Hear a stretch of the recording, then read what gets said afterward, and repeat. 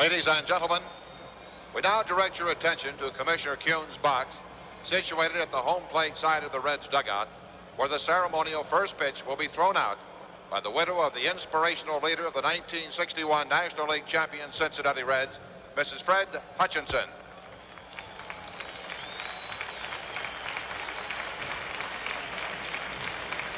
Patsy Hutchinson will throw out the first ball.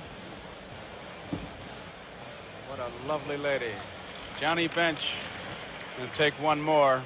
Baseball certainly remains a big part of the Hutchinson family. Jack, the second of the three sons and one daughter, one time played in the Red system, is now the assistant director of stadium operations for the Brewers. Rick, the oldest son, a former player at Florida State. And right behind him, one of the Hutchinson boys. Chub Feeney next to Patsy. Doesn't seem possible that Fred has been gone since November 12, 1964, but certainly memorialized with the Cancer Research Center in Seattle. There go the Reds.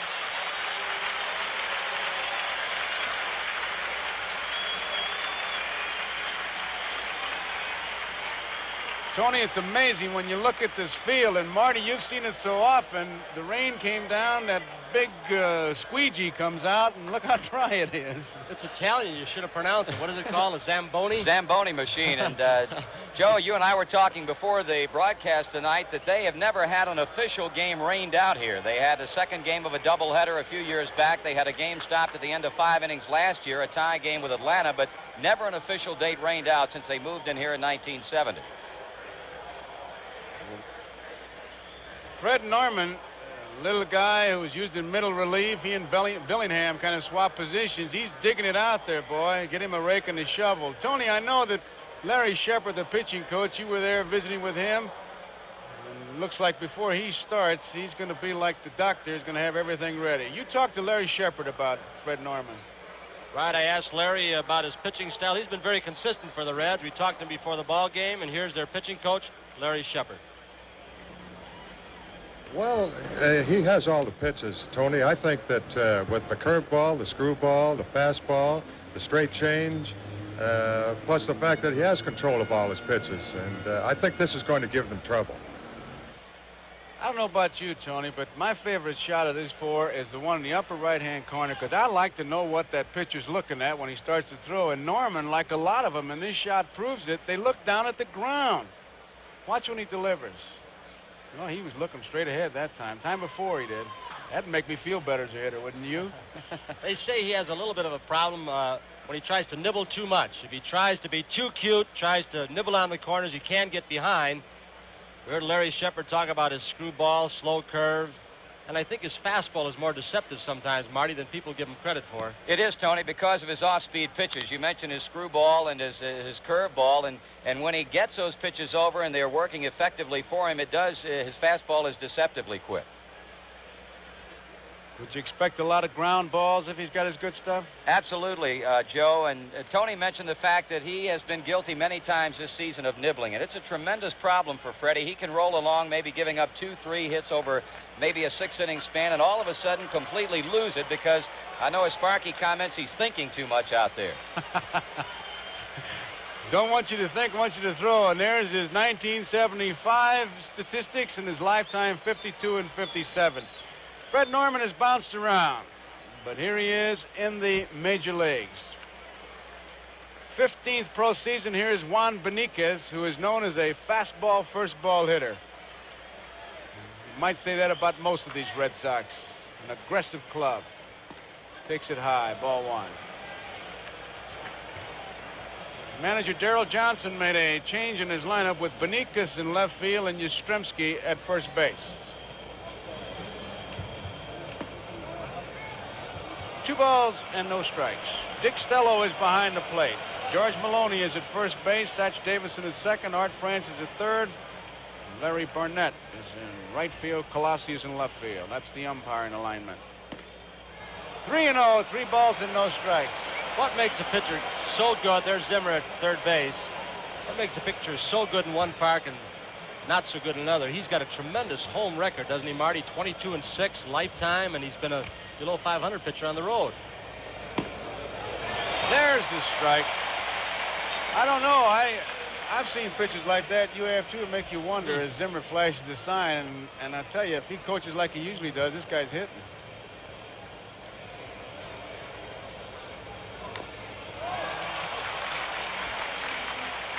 Johnson, he turns him loose.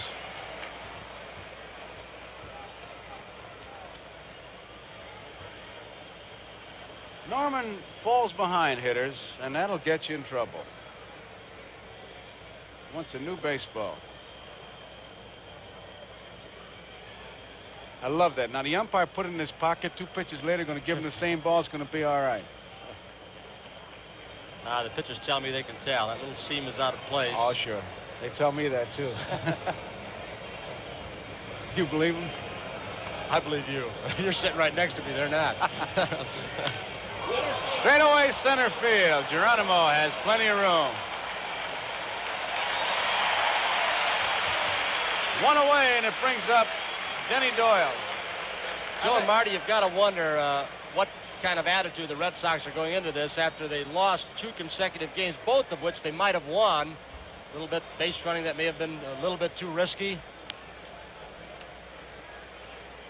Well, I'll tell you, Johnny Bench wasn't that happy about the victory. He was a little bit upset last night. He said, we were lucky to win it, very lucky to win it. He said, we made some bad plays, and I hope it woke us up. Hits his bat at strike 1.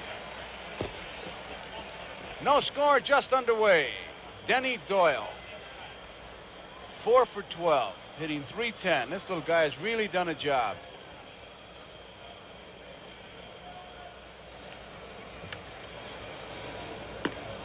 That was a slider way outside. You got a good look at that slider as it broke quickly. He's got from a great hometown, isn't he, Marty? What is it, Caves Creek or something? Caves Creek. Got a lot of people up here in support of Denny Doyle, Joe. He's a graduate of Morehead State University, and a lot of his old college chums are here at Riverfront Stadium tonight to see him play. You figure Caves Creek is, they turned down the stop-and-go light and they're all here? One of my favorite towns. Here's a pitch.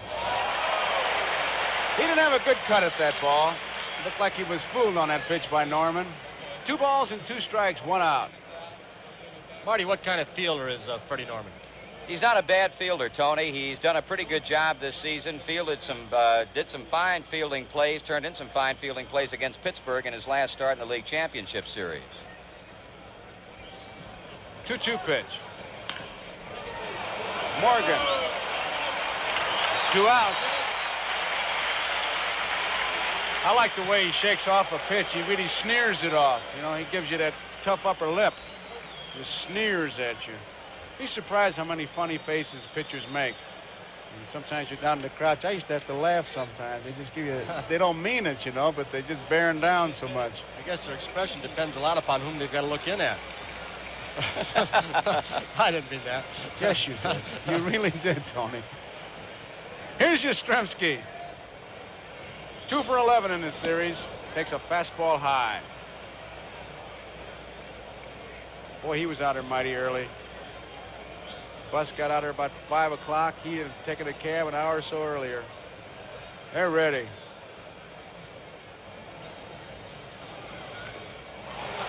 Good cut of the fastball. 1 ball, 1 strike.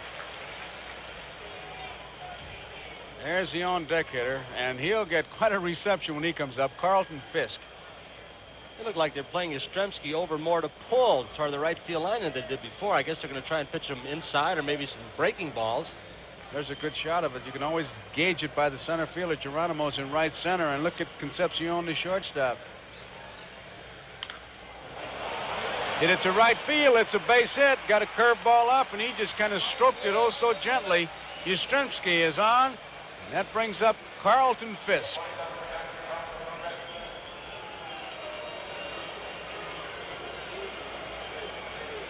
Well, I tell you, if I'd have been catching, I believe I'd have made the same kind of a beat. Because I only changed my mind after watching the replay about 18 times today. Not too bad. I thought it'd be worse than it is, Marty. These fans didn't give it to him too badly. No, they really didn't, Joe, and it was somewhat surprising. But I guess the biggest reason was the fact that it was a play that had the Reds ultimately coming out on top in the ball game, but he really put up quite a storm at home plate. Carlton Fisk. There's the strike. He's 2 for 9. 1 home run, 3 runs batted in. He's been a good hitter for the Red Sox in this series. He got it going last night. Tremendous home run.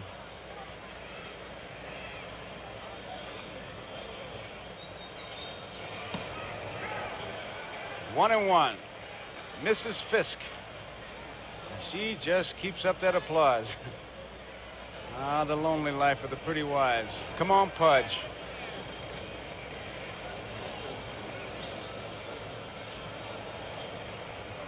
Curveball is the beauty. He dropped the curveball in there off speed. And there is Larry Barnett, who was involved in the play last night. He's along the right field line. He was behind the plate last night. Out on strike. Fisk on a screwball. So the Red Sox do not score in the top of the first. We go to the bottom half. No score. And there he is, Luis Tiant. And Mrs. Tiant. What in the world is that? Man, she came prepared, didn't she? Beautiful. Fans are going to have some fun watching Louis pitch here tonight. Oh, I tell you, he is something to watch. And we warn you ahead, there'll be nothing wrong with your fine-tuning knob. He'll be out of focus. Here he comes. Fastball is the strike. You remember he threw a slow curveball to Pete Rose that had him kind of talking to himself. Makes you wonder if he'll be up there looking for it. 3 for 12 in the series. No score.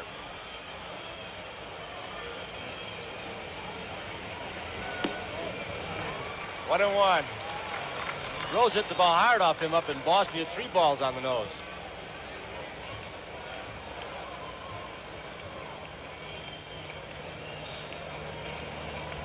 There's that slow curve. He was waiting for it, He too. was waiting for it. Yes, sir. And still couldn't do much with it. He's talking to himself. Joe, you talk about Tiant's motion in relation to Pete. Tony made the comment about the 3 hard-hit balls. Pete said that Louis Tiant's head could roll off toward the first base foul line. As he delivered to the plate, he wouldn't even notice it. Say, he is something. 1-2 pitch. Fastball, and he had to fight it off. He comes from over the top. He gets a little extra on it, it seems. The thing about him, he's got 6 different pitches. He throws a knuckleball when he's really ahead, but it's not only the pitches that he has, it's the angle from which they come. Outside, 2-2. 2 balls, 2 strikes on Pete Rose. No score, bottom of the first. Game 4.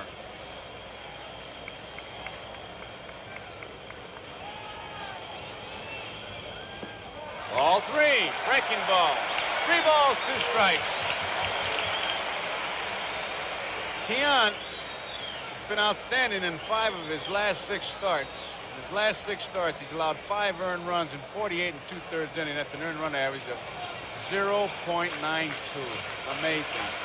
Payoff pitch. Pretty good fastball. He's going to need it tonight. He usually has pretty good control, too. He can spot the ball with all of his pitches. He walks 2 or 3 a game. Look at those statistics, Tony. 27 hits, 6 runs, 5 earned, 3 shutouts. Boy, Look at that bottom line.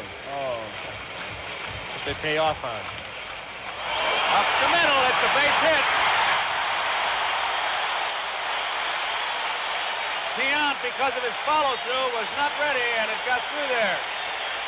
This telecast is presented by authority of Major League Baseball, is intended solely for the private, non-commercial use of our audience.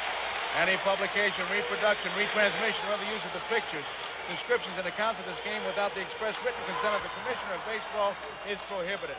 Major League Baseball has the right of approval of the announcers for this event. Joe, you might take a close look at Pete Rose here as Ken Griffey steps in. Sparky Anderson made the comment earlier tonight that something may be going if he gets on initially. Well, he's on. Not too big a lead. There he goes. Left center field. That's going to plug the gap. Rose will score easily. Here he comes. There goes Griffey for third. They're going to have a shot at him. In time, they got him.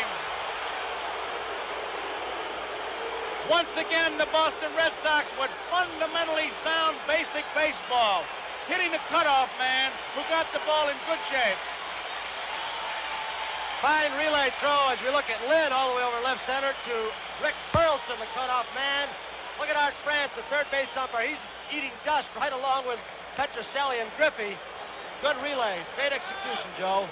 That was just perfect, boy. That's page 10 of the Spalding Guide if you want to know how you make relay plays. Lynn gave it to Burleson. Burleson a one-hopper, which is an easy ball for the infielder to handle. And Bongo, they got the man. Pete Rose scores. It's 1-0.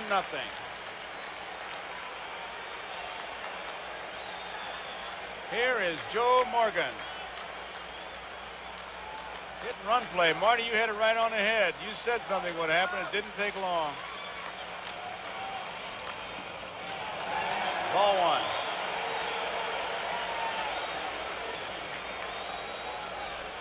Wrinkle those socks.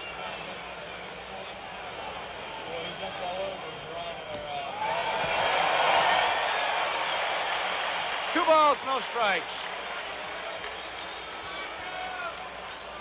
A single by Rose and a double by Griffey, and it's 1-0 Cincinnati.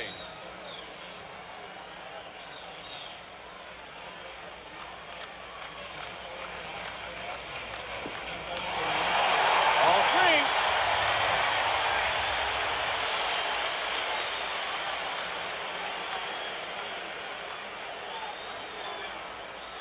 Three nothing pitch. Strike is called.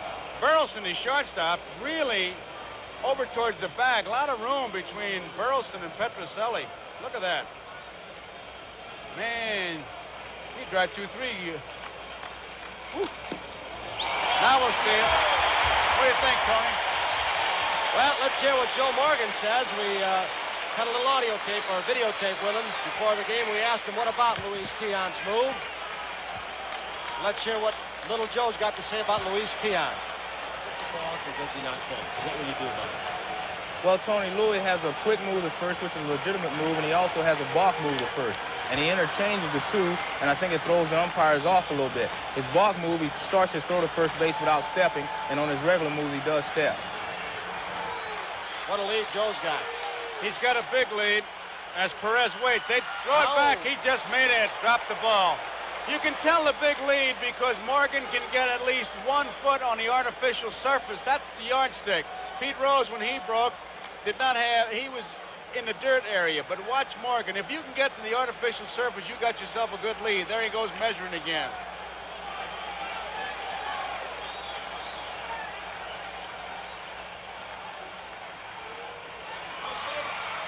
Back there. He read that pretty good. That wasn't as close. Morgan's come out and said that he's not going to be thrown out anymore the rest of this series. Tion jiggles, comes from different positions, and look at the lead.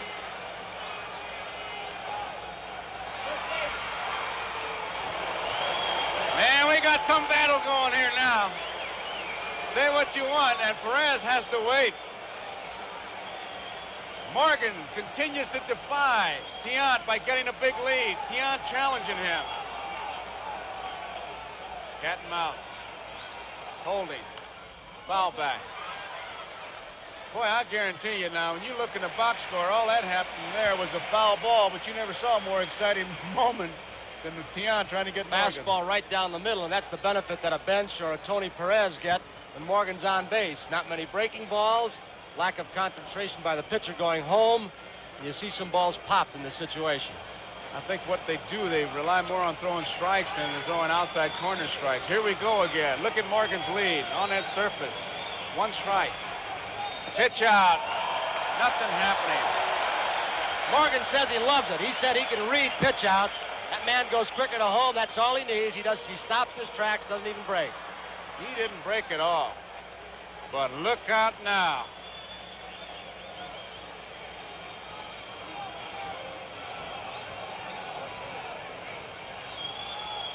Holding. Bouncing ball. Burleson's only played first base. In time. Nice play by Yastrzemski at first base. George Maloney, the umpire. A double call to make sure that everybody knew he was out. Burleson made a good play on that ball. He did, throwing off balance, couldn't get much on it as he was going a little bit away from first base. Johnny Bench with the score 1-0 Cincinnati. Single by Rose, double by Griffey, and that snapped Tian's streak of no earned runs in his last 27 innings. Johnny Bench 3 for 12 in the World Series. They won't give him too much to hit with first base open. High, ball 1. The on-deck batter is George Foster, a good hitter, but not the threat to hit one out of here that Johnny Bench is. And there you see Foster. Morgan just kind of cruising around second base. Boy, that's when he's the most dangerous. 1-1. Perez and Bench have had a couple of pretty good swings, just missing. Of course, that's been said a lot in this game, hasn't he? Just missed it. Just didn't get it all. More often than I just got it. Tell you, man, they really play it deep. Look at Burleson, the shortstop, way back there. He may have to hit a relay man to get it to first.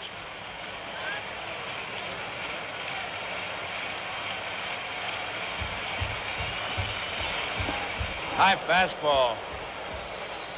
Got to believe John widened his strike zone, tried to drive that run, and that was not a good strike. It was a good pitch by Tian. Marty, how much did that shoulder injury bother Johnny Bench during the course of the year? Tony, it bothered him a lot more than he let people think it did. Actually, at one point, it got so bad that he had to go to Sparky Anderson and said, look, I've got to sit down for a while and give it rest. He had a number of shots to try to alleviate the problem. 1-2 pitch. High. 2-2, 2 outs, 1 run in. We're in the bottom of the first. Tian hasn't given that whirling dervish kind of move where he kicks his leg at base runner Morgan at second base. But due for it.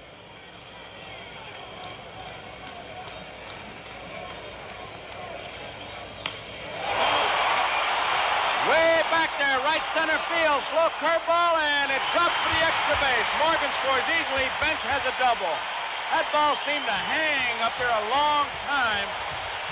And Evans and Lynn gave it a chase. Couldn't seem to catch up with it. 2-0 Cincinnati. Well, they said up in Fenway that they wouldn't be able to play as shallow as Mr. and Mrs. Johnny Bench in the stands. Here's Freddie Lynn. He and Evans have not moved back too much since coming over from Fenway, but they got hurt by Pete Rose yesterday. This ball hung up, as you said, Joe, but they were playing relatively shallow, couldn't get to it. What a great shot from center field to see the action of the outfielders. I think there was more indecision in misjudging it. What great hitting by Bench, too. An off-speed pitch. You expect him to pull it, maybe even foul, but he was going the other way all the way. Here is George Foster now. 2-0 ball game. Cincinnati out in front.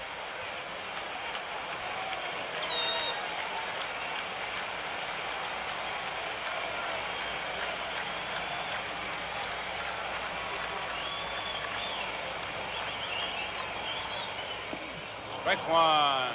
Breaking ball. A lot of room in the outfield here, and Johnny Bench took the pitch to the opposite field. He has given the Cincinnati Reds their second run in this inning.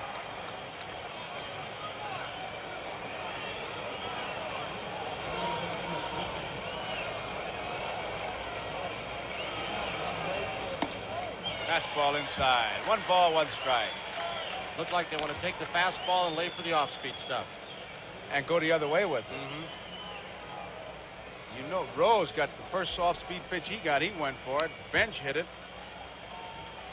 Perez went after it, dribbled it. Perez dribbled it. Infield. 1-1 pitch. Curveball is a beauty. Overhand curveball. Johnny Bench at second base.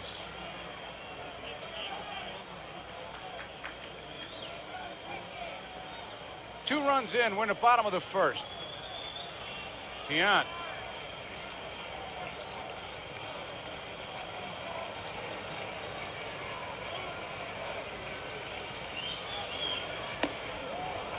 Good fastball, got it up and in.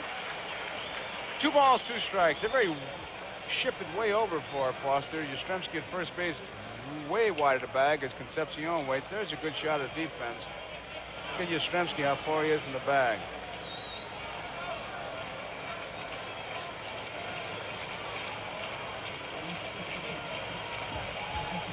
Two-two pitch. Fouls it back. Never forget the All-Star game in Washington. The year Bill Dickey was president, great Hall of Famer, and he was talking about Bench. He said he had seen him on television. He just raved about the strength he had and still had the great soft hands, his agility. And he said, well, everybody knows it by now. He's going to be in the Hall of Fame. This is one of the first years Bench was in the majors. He may be in the Hall of Fame while he's still playing. Way outside, 3-2. I tell you, it's guys like Bench and Morgan, and, well, Yastrzemski, even Fred Lynn, Jim Rice, who answered the question, are the ball players of today as good as the ball players of your time? Listen, if you could play, you can play in 1776 or 1976. If you can't play, better hope your father buys the team. Here's the payoff pitch. Deonta Foster. Hot smash to Petrocelli, but he was right there guarding the line. Yastrzemski, nice play, almost pulled him off the bag. At the end of an inning, Cincinnati 2, Boston nothing. Split screen as we see Sparky Anderson on the left, Darrell Johnson on your right. Sparky's very superstitious. He always has Alex Grammas to his right when the opposition is batting. To his left, I'm sure, is George Scherger. Darrell Johnson is kind of sitting there. Two contrasting personalities managing these teams. Sparky's bubbling all the time, willing to talk to anybody, and Darrell Johnson not rude, but he's been kind of short with his answers. Simple yeses and nos.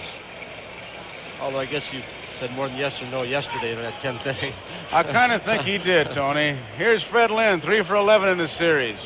Against Fred Norman. Red Sox trail 2-0, top of the second. Ball 1. Lynn trying to draw Pete Rose in. Petrocelli, who has really been a hot hitter. Petrocelli, 6 base hits. Petrocelli and Burleson tied for the Red Sox lead in hits. There's a strike. We pause briefly for station identification. This is the NBC television network.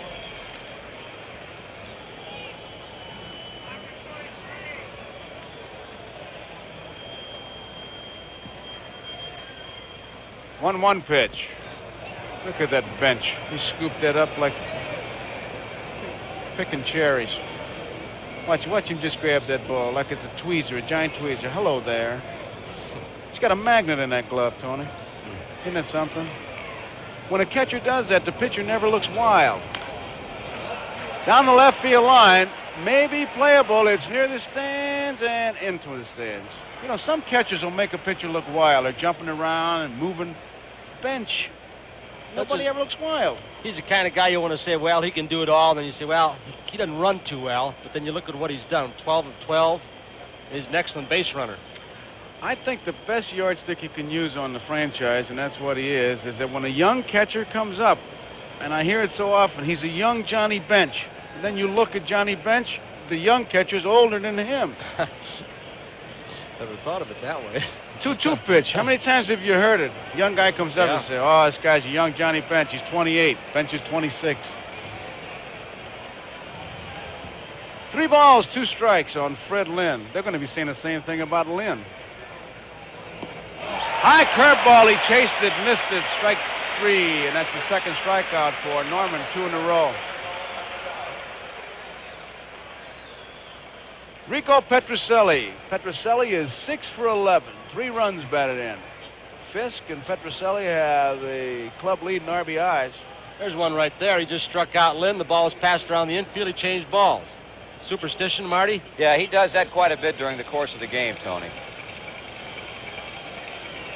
What does he figure? Some witch doctor? One of those idiosyncrasies of a left-hander, Joe. You put it nicely. That's the high rent district way of saying they're flaky, huh? Yeah. He's bearing down. Look, I love the way, oh, man, he sneers. There's a broken bat, base hit for Petrocelli, and in my book, there's no such thing as a cheap hit. They're all too tough to get, and Petrocelli now has his 7th base hit of the World Series. Might have been a screwball that Rico got off the end of the bat. Looked like pretty good location. That's the pitch that used to get Rico out very easily when he was a big slugger. Kept the ball away. Now he goes the opposite way at times with that pitch. He did hit that ball right on the end of the bat. You could see it. Here is Dwight Evans, who was a hero for a couple of minutes last night. Hit a big home run to tie it up. Evans is 3 for 10. 1 man out, 2-0. Cincinnati leading, top of the 2nd. Fastball. Bench wanted to know where it was, and there is Rick Burleson. He's one of those bear down guys in the on-deck circle. Takes his stance and tries to time the pitcher.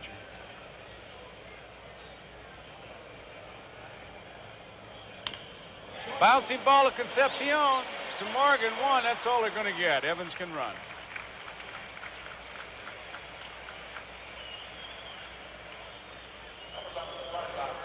Two outs.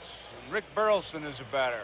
Joe, I think what tells a little bit of the story of the kind of competitor that Freddie Norman is, he was peeved when he was passed up for the 2nd game up in Boston. I know a lot of left-handed pitchers want to pass up Fenway Park, Boston. Yeah, that's one of those parks that left-handers get bad backs, isn't it? Ooh. 10 hits and Next. 20 times at bat. That's pretty good in the postseason play games. Burleson, first pitch once again. This time it's Rose who comes over and makes the play. Starting to say Concepcion, but Pete Rose covered a lot of ground. Ends the inning. We go to the bottom of. Here it comes. We talked about on a play made this way yesterday going to his left. He considers this his best play. What an adjustment he's had to make and do it well, and never lost his hitting either. So it's 2-0 as we go in the bottom half of the 2nd inning. Cincinnati in front. Dave Concepcion leads it off against Luis Tiant. That was a tough first inning for Tiant. Made 28 pitches to the plate. 3 more pitches at first base when Morgan was on. That's a lot of pitches for him. Fastball is a strike. Concepcion had some problems with Tiant in Boston. But then who didn't? He won that game 6-0. Strike 2. Headlines in Venezuela this morning, I understand, was a front page, Concepcion's picture full page, Concepcion, the hero of the game. He's something. It's the way it should be. Hot smash to Petrocelli. Played him perfectly. 1 up, 1 down. Petrocelli has been as steady a ball player as you want. He's hitting, he's fielding, getting on base, and just kind of doing it in a quiet, positive way. Still insists he might quit and call this his last year. Boy, you would hate to see that happen with the kind of a series he's having. Here's Geronimo, 2 for 8, hit a big home run last night. Fastball misses. Another one of those oddities in this series. Small ballpark, 2 games, no home runs. Last night they were flying out of here, 6 of them. Big ballpark. There's that slow curve hit off the end of the bat. Doyle. So Geronimo is out.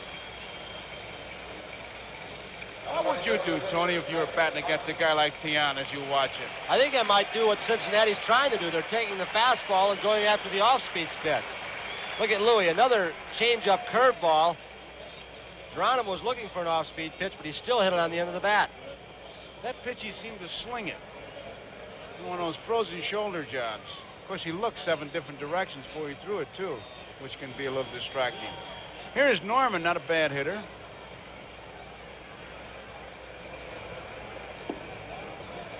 Louis tells a great story on his dad, the former great left-handed Cuban pitcher. There's Rose pitching in the Polo Grounds. And he apparently had a great fastball and also a great move to first base. And he threw over to first base. The hitter swung and missed. Threw his bat down in disgust, told the umpire, "I never saw the ball." And then, now listen to this. How's this for a ball player's excuse? He reconsidered and said, "I thought I got a piece of it." Tiant claims it's a true story. He threw to first. The guy swung and went back to the bench and said, "I thought I got a piece of it." He said, "I got a piece of it." Louis claims it's true. Left field. Beniquez is where he makes the play. I'm going to have to ask Satchel Paige about that. That sounds like his kind of story. So at the end of 2, Cincinnati 2, Boston nothing. We'll be back here for game number 5 tomorrow night of the 1975 World Series. Joe Garagiola's Baseball World will be on, and you've got Max Patkin. He's Max been in every Patkin. park in the world. That's right. You know, he's the last of his breed. Of course, it all began, at least in my memory, with Al Shack as the Clown Prince. And Max does a very physical show. We went to Rochester, filmed him, and I think you'll enjoy it. I don't think there's going to be any more after Max. Here is Tiant to lead it off. We're in the 3rd inning.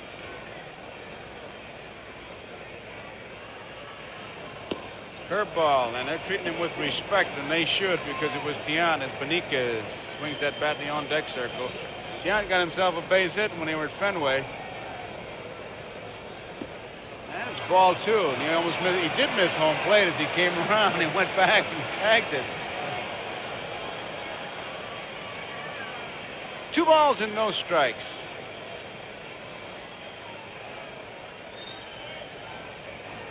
Ball 3. I tell you, it's easy to see why they would love this fella, especially in Boston. You gotta like him. He's a bear-down guy, gives you everything he's got. 3-0 pitch. Ball 4, draws the walk. And that'll send Sparky Anderson to the water cooler, I guarantee you. That'll make you stir at least. DeRocher used to always go to the water cooler. There he is. There's his superstitious lineup. Graham is to his right. That's Sparky Anderson with his leg crossed, which is another one of his superstitions. Scherger, the coach, has to sit up there off his left shoulder, and Larry Shepard to the right of Gramus.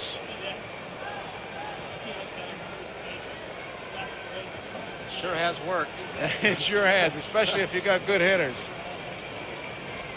There is Norman sneering off a pitch, and Beniquez hasn't taken his eyes off him. Look at the concentration on Beniquez.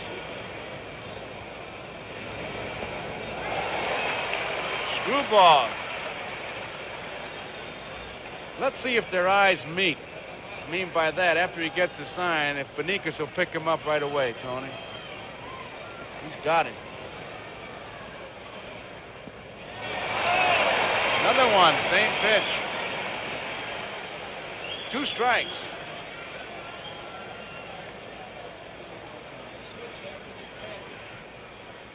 Luis Tiant is the base runner at first. Here we go. Beniquez with a count of strike 2.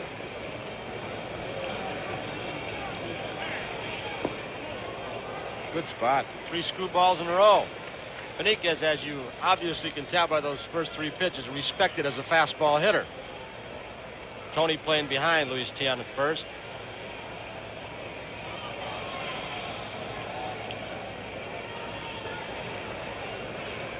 One-two pitch now. Fouled off. I'd say that Cecil Cooper played behind Perez last night, and old Tony took off.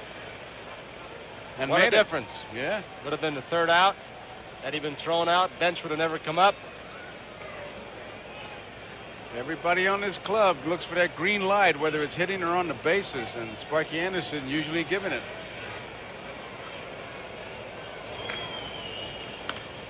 Foul ball, it's out of play. He's really spotting that ball well. He's keeping the ball the outside part of the plate. He walks about 4 per 9 innings.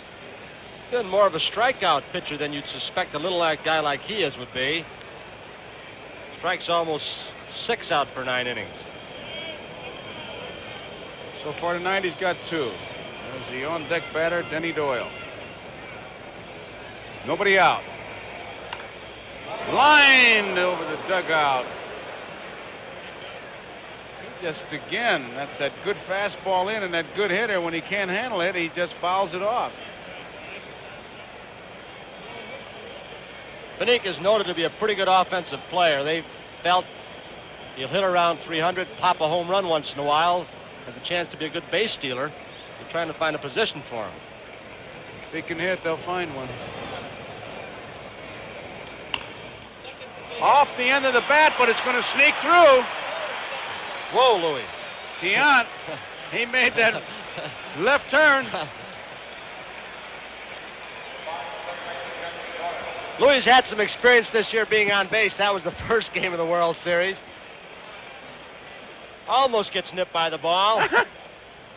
You're going in the right direction, Louis. Don't round it too far at second. Tell you, the other day in Boston, when he got on first, they gave him a jacket and a road map. Now he's looking like he's got some ideas. Throw a lasso on him. That's it. He's just one of those guys that makes things happen when he's around him.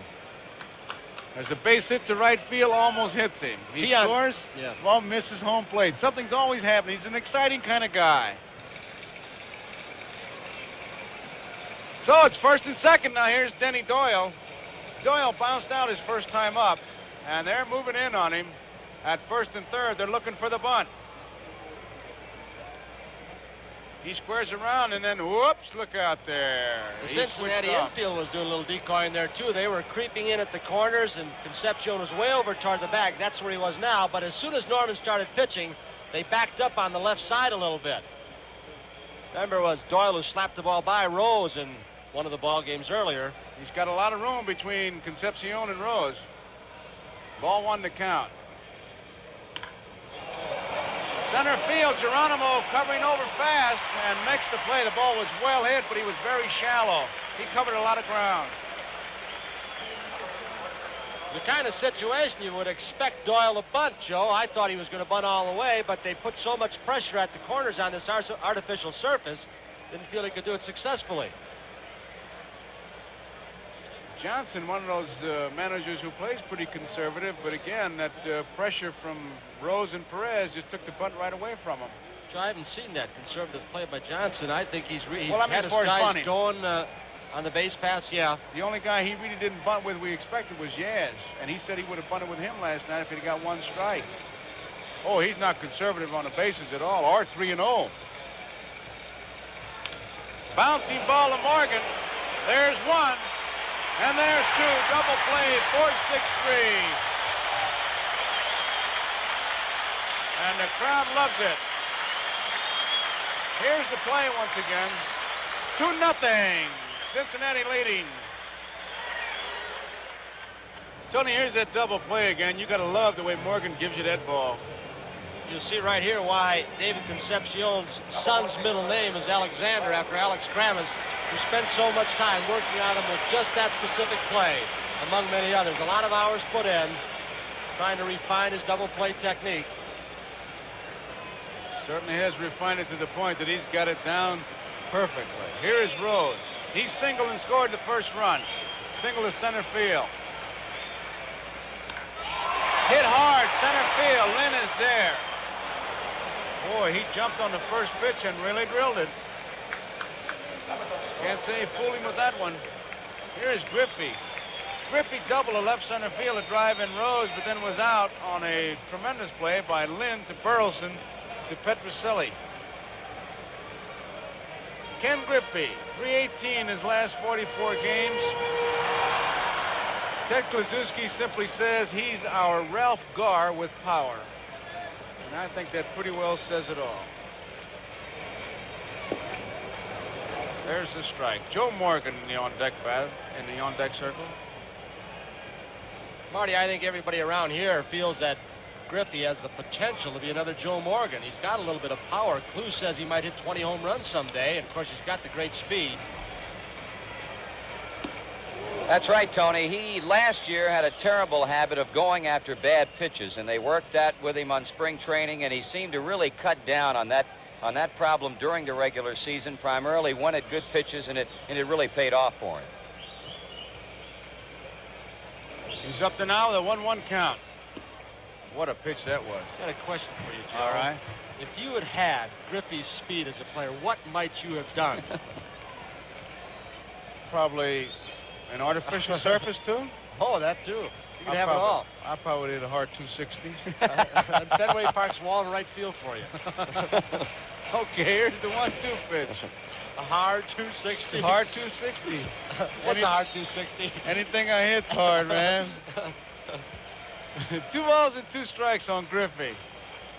In addition to not being able to hit, I also couldn't run. Right back to Tian. He's got this one and over to first. You had a hard 4 base hits one World Series. Don't discount that. You can catch lightning in a bottle once in a while, Tony. Here is Morgan. Boy, I tried to figure out the pitchers that would give him the most trouble when he was on bases. You know who's at the very top of his list, not playing now? Pete Rickard. You remember Rickard? Yeah. He had a good move. Dodgers. He made it tough on Morgan. Out of play. Joe says the toughest right-hander in baseball is Andy Messersmith. And, of course, one of the top throwing catchers is Steve Yeager of the Dodgers. And yet Joe went 13 for 13 stolen bases against the Dodgers. The moral of that story is, don't believe a base stealer. One strike pitch. Ooh, he had some ideas on that slow pitch. Well, Morgan simply says, nobody's going to stop me from stealing. Some make it tougher than others. There was that pitch is a tough pitch to handle. He missed the inside corner, but he shoots for the belt buckle, and there's nothing you can do with it. And he really twisted and turned on that one. He took a good look at the center field bleachers. Here's a shot from behind. The pitcher, here's what it's going to look like. The outfield. You know, Tony, it's a funny thing as a catcher, all the years you spend with the ball coming towards you, but the infielders and outfielders, it's going away from you. You know what I'm saying? Makes a lot of sense so far. I know, but I mean, it's a different perspective, like when you sit in the ballpark. Like right now, this is the way the infielder would see it. Right? Yeah. I mean, a catcher's view, it's always going to come to him, so you're not leaning forward. I know. It's the same thing with Adam with the catches. It's that theory you got. Forget it, man. I can see that blank look. It's like it's a look you get when you start to blow up the footballs. I know.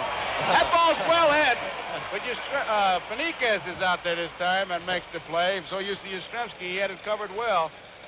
3 up and 3 down. It's 2-0 Cincinnati. Top of the 4th, 2-0 Cincinnati out in front, and with our handheld camera, there it is. Now, that's a spot. See, I would sit there, and the reason I would sit there is so I could watch the third baseman throw the ball as opposed to sitting at first base and watch the ball come towards me. I can get you that job. I'll call Corey Leibel, the guy carting that camera around. You can have his job. I don't want his job.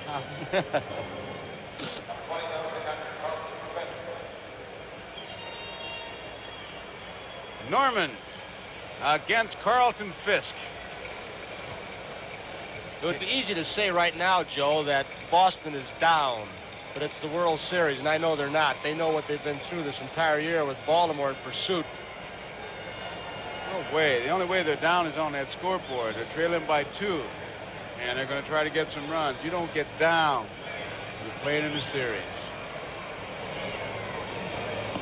Fastball is high, ball 1. I'll tell you one, there is Fred Lynn. Tell you one thing, that Rose is way back there at third base. He's going to have some trouble if he does come up with the ball. Long throw for him. 2 balls, no strikes. He's had some arm problems, too. The shoulder, Marty? Well, he had some elbow problems, Tony, but going into the playoffs, he said they had completely cleared up for him. 3-0. Norman behind. It's 2-0. So every time those Red Sox get a runner on, that time runs at the plate, and they got some gunners. There's the strike. Dick Stello raises that right hand and strike like he's posing for that baking soda ad. Big, powerful arm up there. 3-1 pitch. Well hit, in the gap, left center field. Could be extra base, but look at Geronimo get over there and cut that ball off. Fine defensive play, and there's that raw speed Sparky was talking about.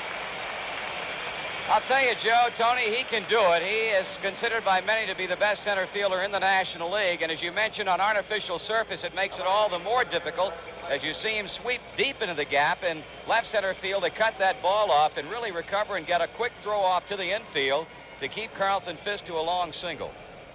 You could see from that outfield camera following him how far he got over in that gap. And that's what Sparky was talking about, that raw speed. Because when it hits that artificial surface, it really jumps. And here's Lynn, who was out on strikes. Strike 1, foul tip. Geronimo's fun to watch from up here because you can see the ball hit the bat and you can see his movement. something you can't see when you're down at ground level. You've got to watch the ball off the bat like a tennis match. But we can see it both from up here. And he's moving even on a foul ball, getting the jump. You know, he's going to get in a position sometime tonight when he's going to be right in line with our camera, and we'll be able to take a sneak preview. Way outside. He's way over now in right center field. Not way over, but he's towards the right field side of the bag. You line up according to the second base bag. It's 1 ball and 1 strike, 2-0.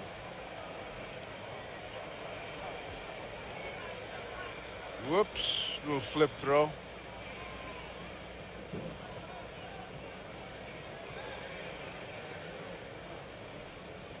Nobody out. 2-0. Cincinnati leading.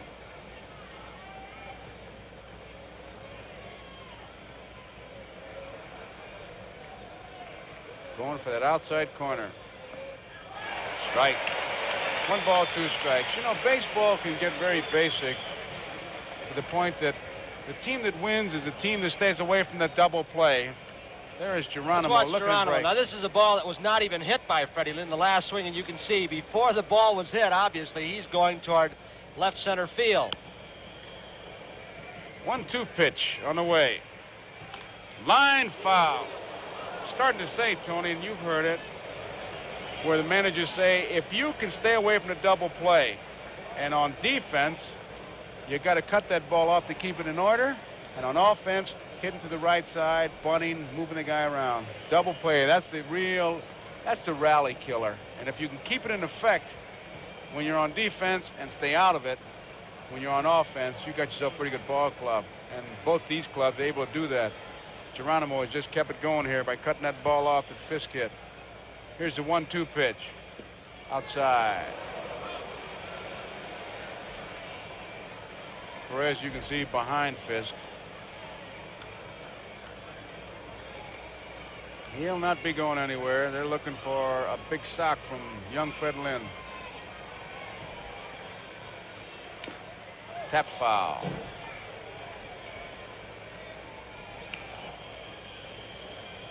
All those outfielders, as you look at them moving.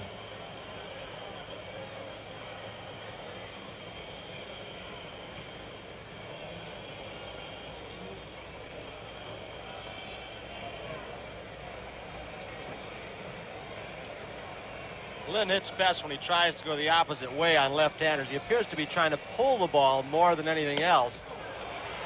Thrown him some curveballs. He's been out in front on them. Here's an interesting situation now. 3 balls, 2 strikes, nobody out. Fisk is on at first base. Lynn against a left-hander. Do you run him? Do you keep him there? Against a right-hander, I might start him. Against a left-hander, I'd hold him. But let's see what Darrell Johnson decides. I agree with you. He's holding. Fouls it back. Bad pitch. Might have been 2 men on, nobody out. That was a bad pitch. But when you got 2 strikes on you, you can't be that choosy. There is the first base. A look at the batter and the angle at first base. With Fisk at first.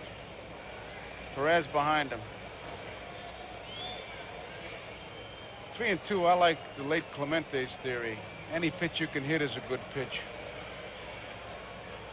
Fisk is holding. Hot smash. Almost got Fisk. A base hit in the right field. Carlton had to stop to let the ball get by him. Lynn jumped on a high pitch and drilled it into right field. Now it's first and second. Nobody out. Here it is again. Here's Fisk coming close to getting hit by this hard smash, which may or may not have, we don't know for sure, have prevented him from going to third base. Hit pretty sharply. Griffey was playing toward right center. Don't think he would have taken the chance. That's a pretty good arm. Pedro Borbon now has gone down to the bullpen for Cincinnati to get loosened up. Borbon. Neither Rose nor Perez looking for a bunt with nobody out and 2 men on. Obviously, Borbon is a long middleman. Sparky used him all last night. Rose is way back at third. Nobody out. Petrocelli with Evans, the on-deck batter. Nice play by Bench.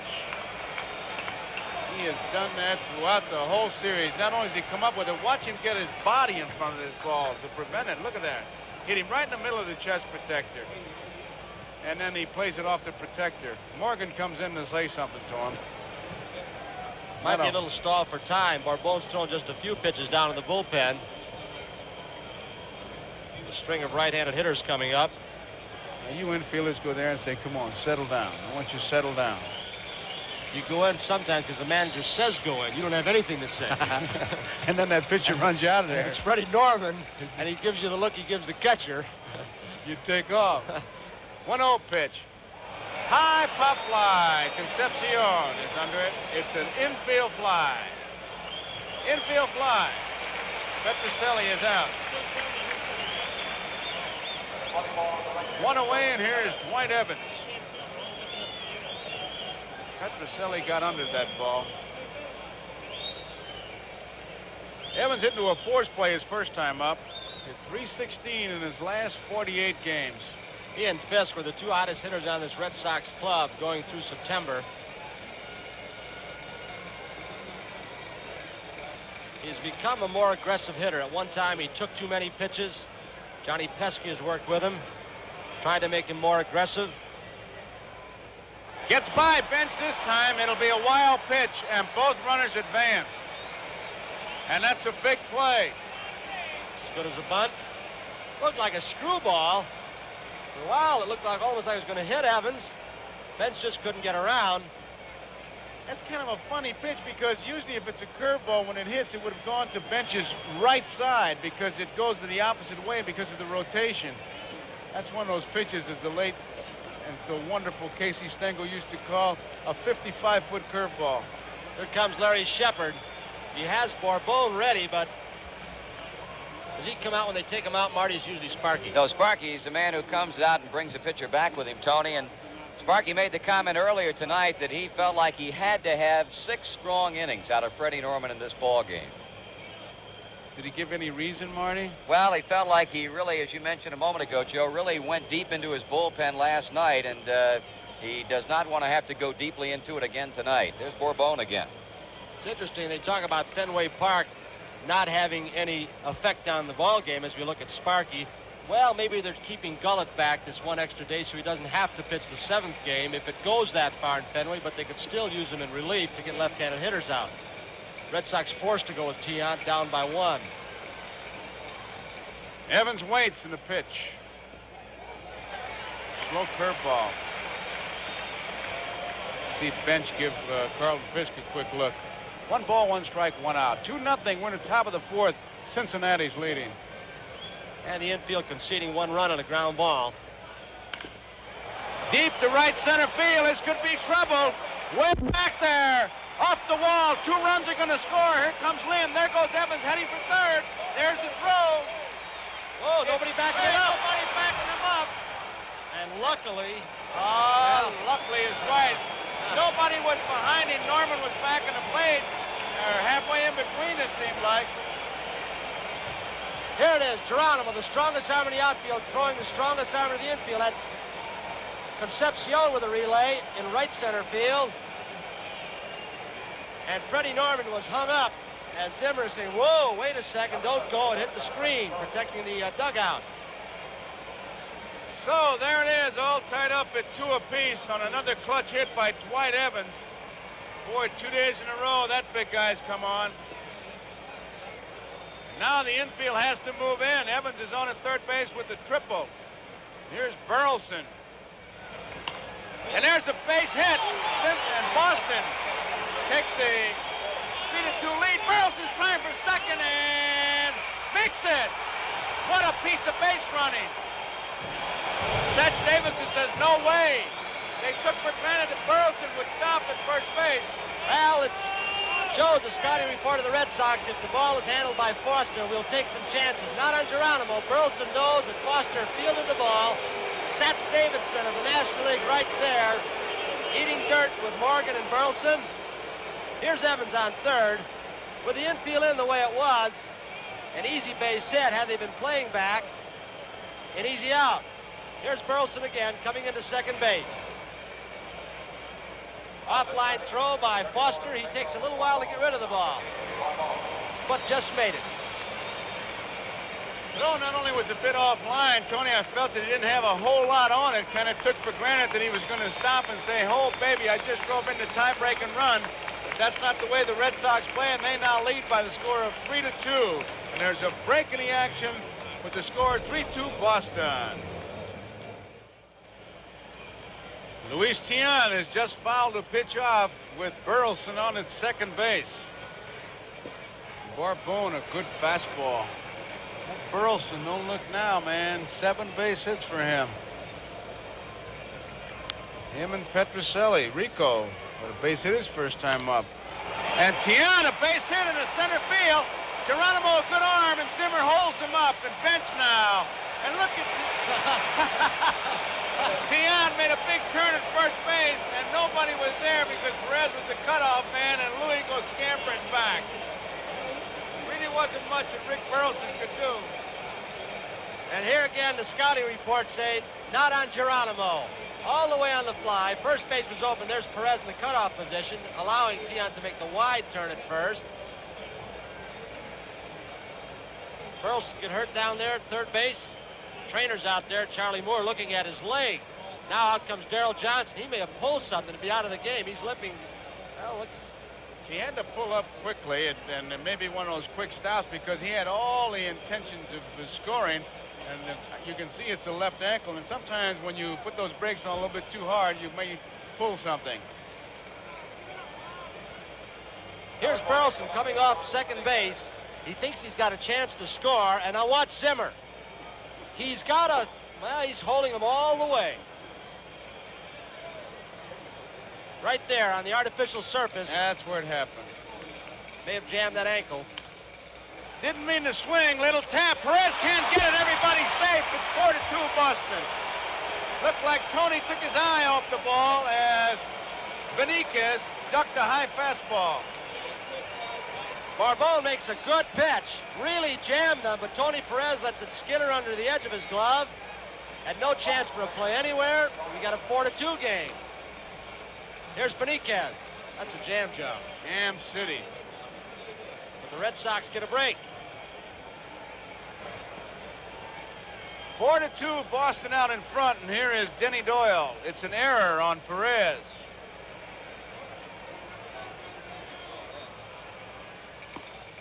Strike.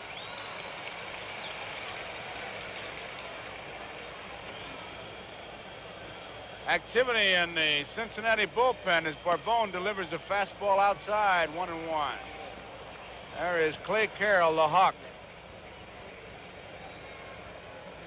It would be redundant to say he was in there last night, because anybody who warms up tonight, you could say that about him. That's going to be playable. Pete Rose and bench. Who's going to get it? Rose takes charge.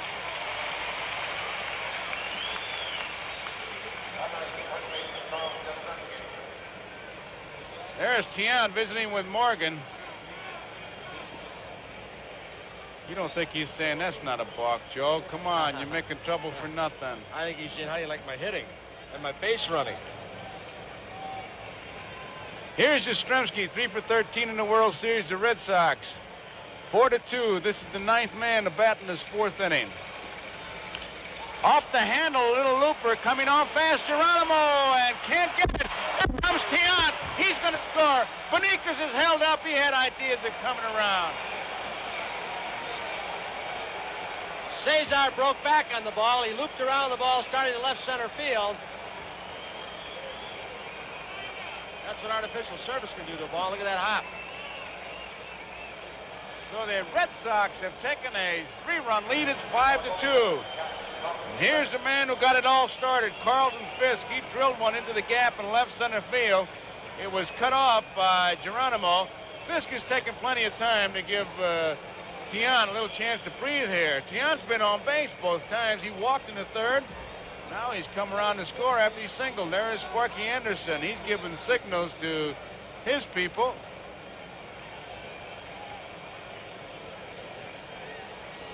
Barbone. I don't know what he could be giving him unless how to pitch him. with Fisk up there, you don't look for Yastrzemski to be breaking. There's a high fastball, ball one. Big inning for the Red Sox. 5 big runs. Outside. 2-0. Now, you know, that Zimmer, very active coach. In fact, Darrell Johnson, the manager, simply says to Zimmer, go out and coach your usual game. And that means that the runners will be running. Got under it. Left center field. Concepcion, now Geronimo takes charge, makes the play. And that ends the 4th inning. A good one for Boston. 5-2 in the bottom of the 4th. Red Sox out in front. 5-2, the Red Sox with 5 runs in the top of the 4th have taken the lead, and that's the way this series is going. And tomorrow, Game 5, there it is, begins with the baseball world, and you'll get a good look at the last of his breed. Max Patkin, the baseball clown, will be our show. And then if Boston should win this game, of course, we go back to Fenway Park for Game 6. Game 7, there's a lot of ifs, I'll tell you something, but these two clubs evenly matched, fundamentally sound, and every game has just been a real battle. Game 5 tomorrow. Game 6 will begin 12:30 on Saturday Eastern Time, should Boston win this game. And there goes Tiant into some gyrations now. He give it a little dipsy-do. He starts putting it on a little bit more when he gets ahead. Liable to see a few knuckleballs. Now he's starting to look around. He's got those hinges in his body all oiled up, and he'll start to flop around with that Raggedy Ann arm of his. A real battler, this fella. Right field. Way back there it is. Man, he gave it a good chase. Foul ball. Evans playing toward Perez Power, which is right center field or left center field. He has a long run. Not much room there. He has to break himself very quickly. You can see the padding to prevent any injuries in that corner. He came a long way. Not much room down in those corners. Burleson's playing short left field for Perez. Did you see that move? He turned completely to home plate and looked at direct center field. Watch this. If you're sitting in center field, you got to see his eyeballs. Look at that.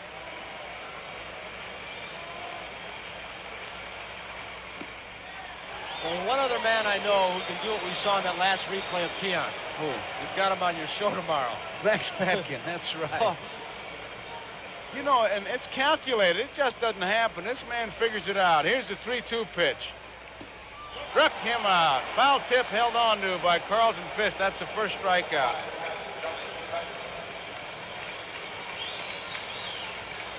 Fisk held on to the foul tip, and that's a play you just can't practice. You're lucky. One of the few plays in baseball you can't say, I'm going to go out and practice foul tips. Why are some better than others? I always felt that Yogi was good at catching foul tips.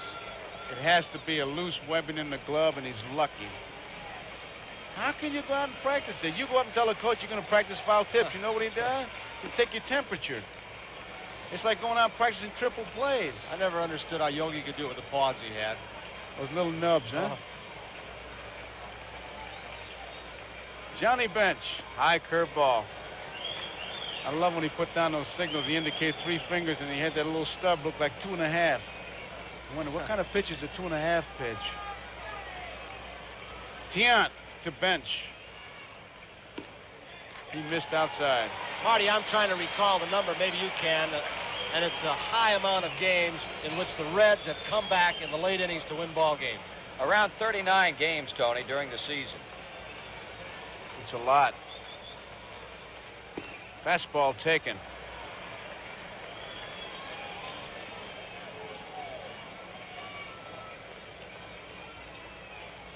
Fisk, the low target. Oh, what a pitch that was. Right on the outside corner. Johnny Bench thought it was low. And I'll tell you, he is really upset. Look at it.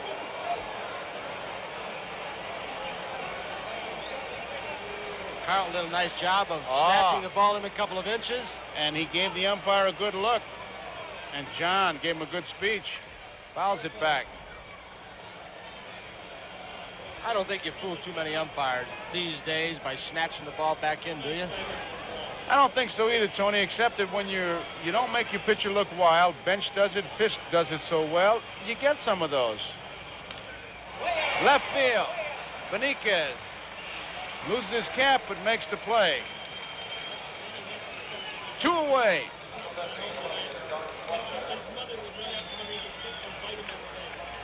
Foster, who bounced out his first time up. You know, you watch the catchers move back there, and again, they give the umpire a good look, because if you catch the ball coming down with the big glove, the umpire can't really see where you caught the ball. He sees the glove over the corner of the plate, and many times that's a factor. Drill foul. The difference sometimes in a strike and a ball is if you catch the ball in the webbing or if you catch it in the heel. It could be maybe 6-8 inches in there. And if you got the glove coming down or closed off, the umpire really has to make a guess at it.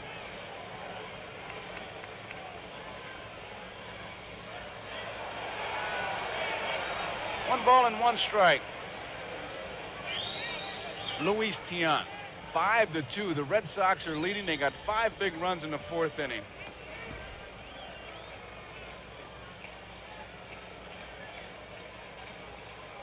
How do you like that? Shook off the pitch in the middle of his windup. 2 balls and 1 strike. As he was delivering the ball, he was shaking off the pitch.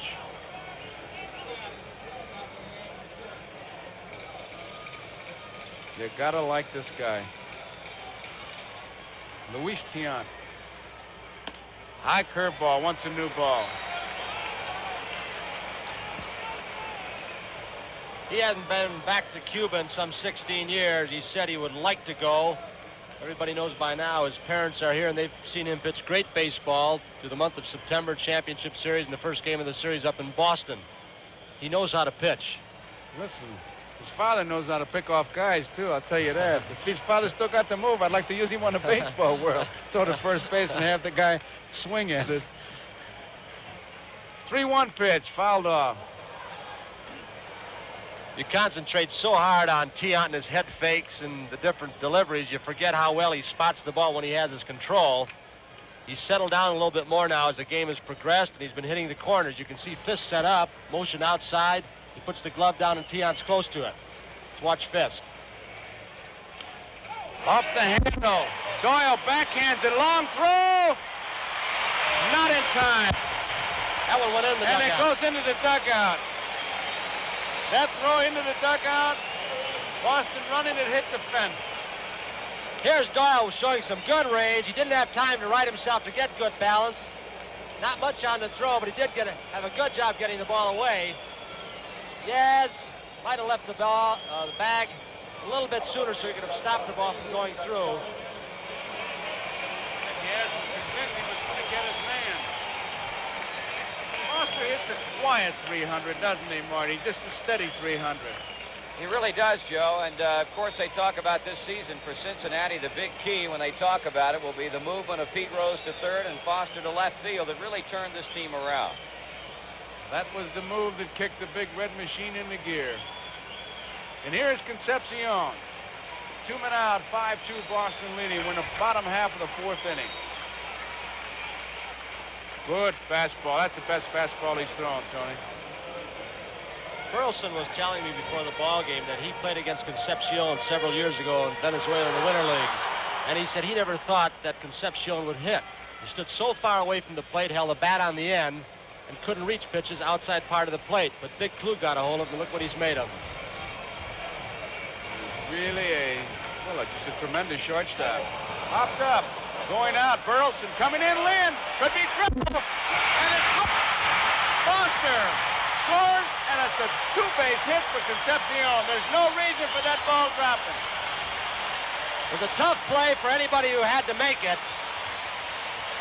Lynn usually comes and gets these kinds of balls, near collision. This is what happens when you get out of Fenway on this artificial surface, just a shade deeper, and he couldn't get it. Nobody seemed to take charge on that play. They were all reaching, much like the same feeling you get trying to look for the light switch in the dark. Everybody was just reaching. when you go out as a shortstop, you're looking at the ball and you're just waiting for somebody to crunch you. And that's the way it looked, Tony. And Burleson just kind of felt his way there, and it cost him a run. 5-3. Here's Geronimo.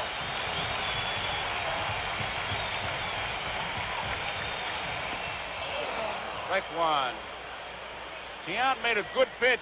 Concepcion hit the ball off the end of the bat. It was a little pop fly, and the three of them surrounded it.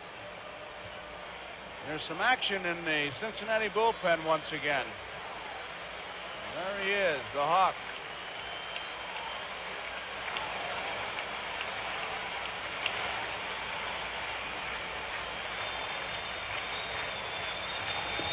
Strike two. This crowd is coming alive here. It's 5-3 now. Concepcion has hit 2 balls that have really, really stung the Red Sox. He hit that 5 bouncer that tied it up, the one that got the grub worms in Fenway, and now this one, that little blooper.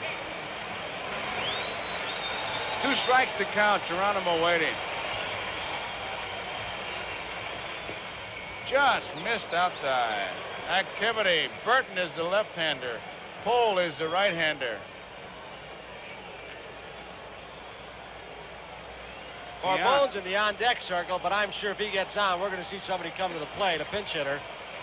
Crowley's been so good off the bench for Sparky. Here's a 1-2 pitch.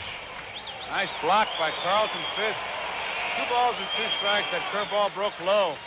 Blocked it nicely. Now he's got a nice low target, just like Bench. Look at him block that ball and keep it there. I tell you, I said it so many times so far in this series, and this is only game 4. If you're a young catcher, you can follow either one of these fellas behind the plate. Really learn a lot.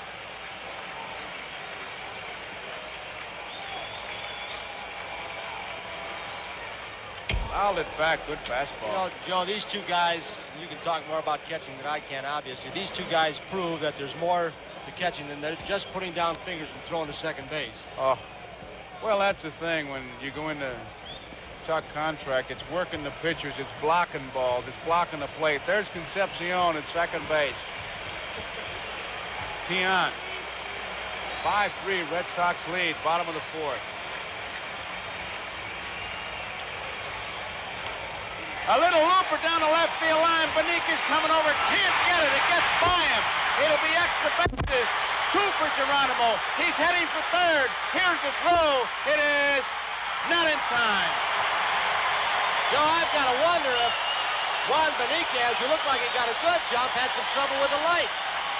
He started after the ball very well, and then he just shied away from it. You see again what happens in artificial surface as opposed to a grass field.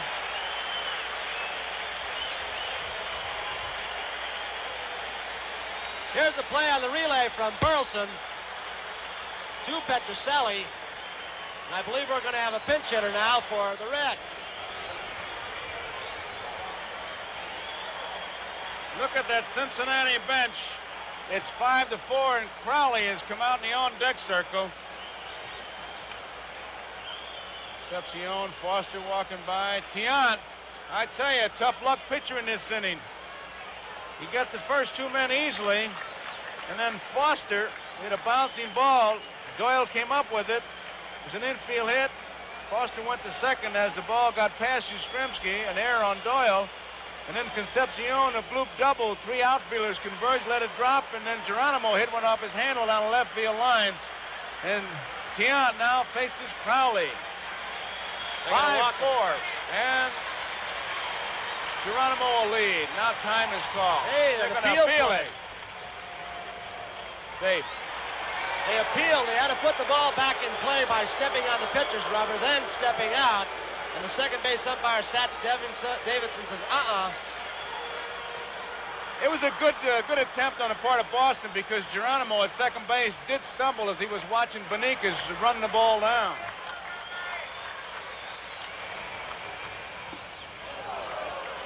Good swing by Crowley. There's Geronimo. This is his first appearance.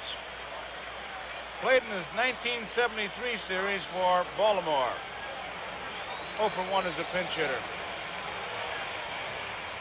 High, 1-1. Let's pause briefly for station identification. It's the NBC Television Network.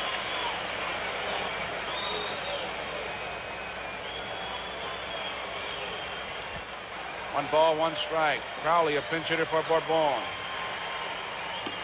Strike is called a fastball.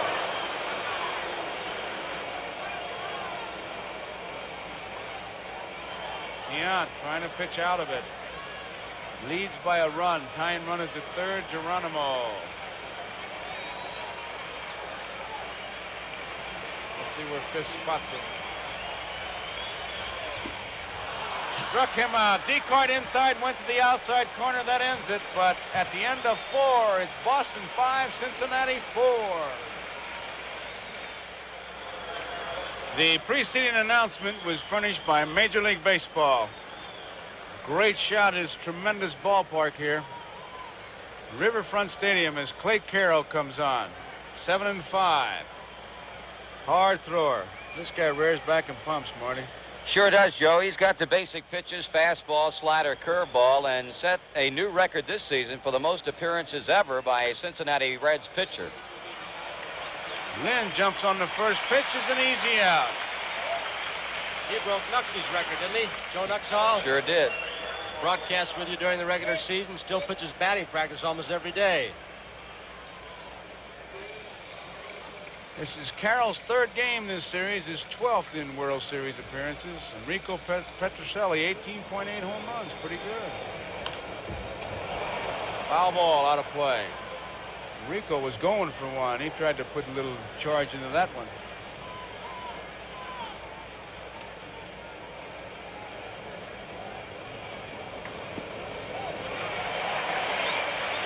Clay Carroll, strike 2. And there is Evans. What a clutch hitter he's been.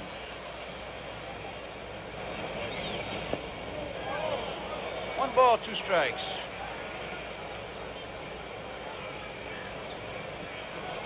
Carroll against Petrocelli. 2 hits in each of his first 3 games. He's got 1 hit tonight. Petrocelli out on strikes. Cut the outside corner. Although it didn't show in yesterday's ball game, the Reds just keep throwing quality pitchers at you out of the pen, and that's been a big plus for them all year long. Here's Dwight Evans, who hit into a force play, and then triple in the 4th inning, a big triple. Drove in 2 runs. 4 for 12 in his series. He really drilled it off Carroll into right field. Carroll, although hit, goes over to first base. Hit right back at him. Bench calls time. He's going to check with the Hawk. The Hawk is stalking back to the mound. He doesn't even want to rub. He knows his Sparky will take him out. I'm all right. He got jolted pretty good. Couldn't see exactly where it hit him. He's not going to tell anybody yet. He wants to give me the ball. I want to pitch, that's all. Evans tried to say something to him as he was over at first base. To say, how are you? There's Larry Starr, the trainer. I tell you, as many guys they got in that bullpen, Tony, it's got to be a factor. And this guy's a real battler anyhow. Joe, I'll tell you, this guy does not want to come out of the game. In fact, last night when Sparky took him out, he went into the dugout, threw his glove up against the wall, and pretty much made it known that he was not happy at all with it. Let's look again. If we can see where the ball hits Clay Carroll. A vicious line drive. Looked like a sinker, and you can see what a pitcher has. Absolutely no chance at all. Where'd that hit him? Hit him right in the Labanza, right in the boiler. Right in the boiler. That is chronic heartburn where he got hit. Oh, watch the ball now. He sees the ball, and then at the last minute, it's like he's got handcuffs on. See the ball? Now watch it. He'll look up. See him look up? He's protecting his face is all he's trying to do. Yes, sir. Got him right in the boiler. But he's all right. No, it wasn't the boiler. What was it? Labanza. He got it. The Hawk is ready. All the folks down in Alabama where he's from, happy. The Hawk is okay. This is Burleson. Look at those statistics. 7 for 13. Time is called something, I think, of somebody threw something on the field, a frisbee or something. You know, I said this last night about Burleson, Tony. He's one of those guys that just doesn't take that big bite. He keeps nicking you. They want Foster to throw it, and he hands it to the ball boy. Burleson just keeps coming at you, coming at you. He did it all year.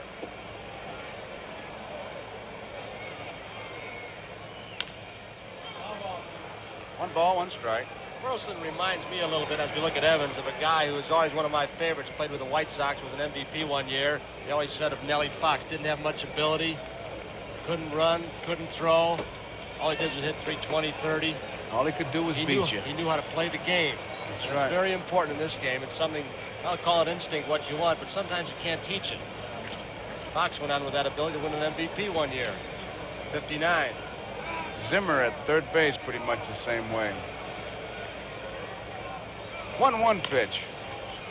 Concepcion's going to have to hustle and makes his play at second base, and they get Evans. He could not have gotten Burleson.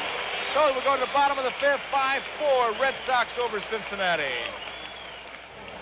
A 5-4 ball game, and these Boston Red Sox can put it on the scoreboard. And now to give you the play-by-play the rest of the way, voice of the Cincinnati Reds, Marty Brenneman. Thank you, Joe, and hello again, everybody. Well, we've got a pretty much of a carbon copy of what we have witnessed the last two games in the 75 World Series. One-run games. Saturday at Fenway Park, 3-2 Cincinnati. Last night, the Reds pulling it out by a run, and 5-4 Boston as the Cincinnati Reds come to bat in the bottom of the fifth inning. Louis Tiant will be working to the top of the Reds' batting order as we take a look at this massive crowd at Riverfront Stadium tonight. Rose has had a hit. He's scored a run. Has hit the ball hard 2 times. Tiant starts him off with an off-speed pitch that misses the strike zone. Reds got 2 off of Tiant in the first inning. Then he went to work, retired 10 batters in a row before the Reds were able to come up with an infield 2-out single by Foster in the last inning that started it off. Ball 2 to Rose.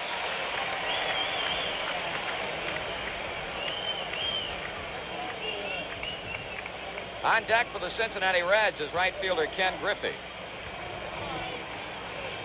Pitch is foul back. Rose now 4 for 13 or 4 for 14 in the games played so far. Louis Tiant has allowed the Cincinnati Reds 6 hits, while Boston, who has continually out-hit the Reds, has had 10 hits. Cincinnati trying to battle back from behind after at one point leading 2-0 before that 5-run fourth inning.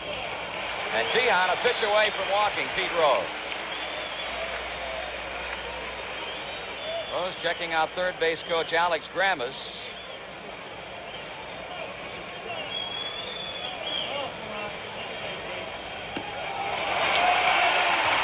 So Rose opens the fifth inning with a base on balls, and that's the first walk that Tiant has allowed tonight.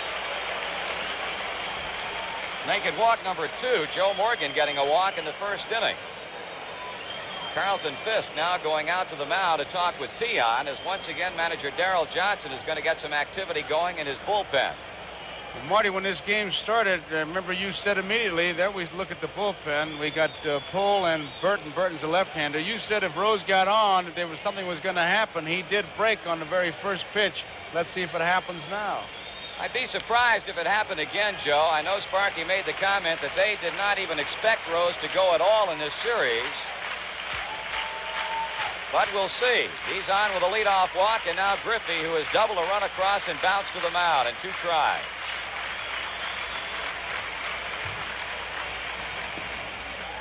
Full 1. Rose at first base doesn't have much of a lead at all. You can always measure it here in this ballpark by does he get a foot on the artificial surface. Rose does not. Yaz really gets off that bag to protect that hole when the pitch is on the way. You got to be careful with Tiant. He gets kind of tricky to first. He can surprise a first baseman. Here's a fly ball hit back into deep right field. Looking up is a right fielder, Evans, but now will make the catch.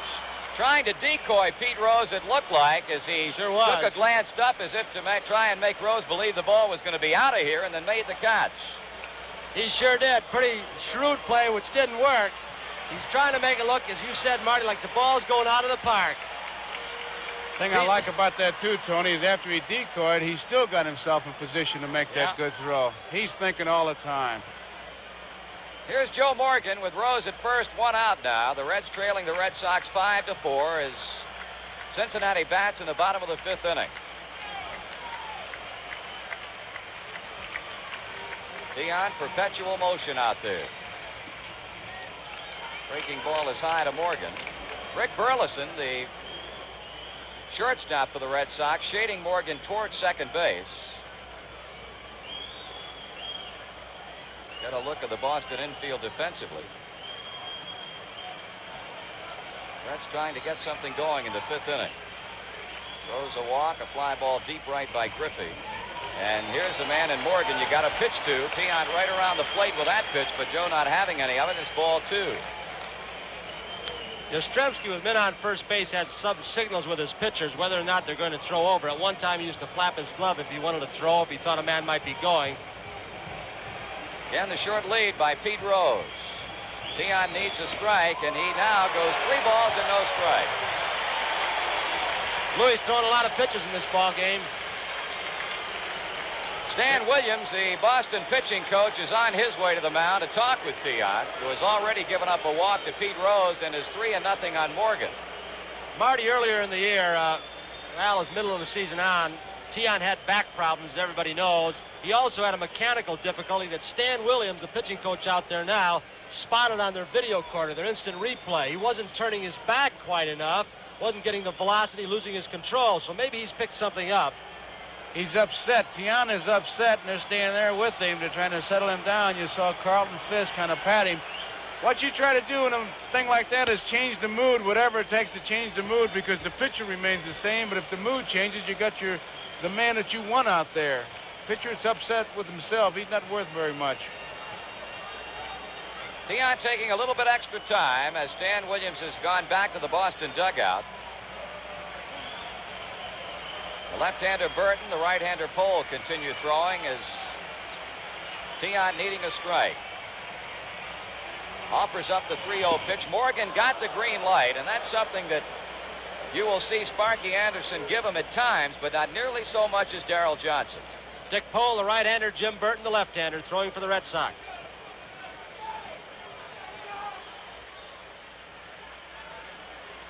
Darrell Johnson talking with his pitching coach Stan Williams. Boston trying to protect the 1-run lead. That'll be out of here. So 3-2 on Joe Morgan. I wonder if he's not relaying the message back to Johnson, the words he got from Tiant as to what might have been the matter, if anything. Used to call Williams the big hurt. He is so strong, he would come up behind you and grab you by the neck. You might be out for 3 days. Shake hands with you, dislocate 2-3 fingers.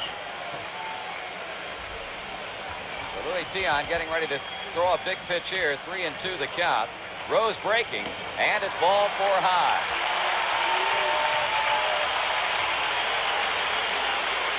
Uncharacteristic of Louis Tiant, he's given up 2 walks to the Reds in the 5th inning. Now you head to the power part of the Cincinnati Reds batting order. Darrell Johnson with a decision. Do I stay with my best, the man who's done it for me in clutch situations? Do I go to a bullpen that is young out there right now? Pohl and Burton. He's going with experience. Well, here's a guy who's not had a hit in the series. The only regular for either club, Tony Perez, 0 for 11. Has bounced to short, has struck out swinging. Perez 0 for 12 in the series with 2 men on and 1 man out. Tiant strikes him off with a fastball, and he missed with it. Interesting battle going down at first base between Morgan and Yastrzemski. Morgan keeps shuffling his feet, trying to get in the way of the view of Yastrzemski. As Yaz moves one way, Morgan looks back, gets in front of him. I think he isn't thinking all the time. Oh.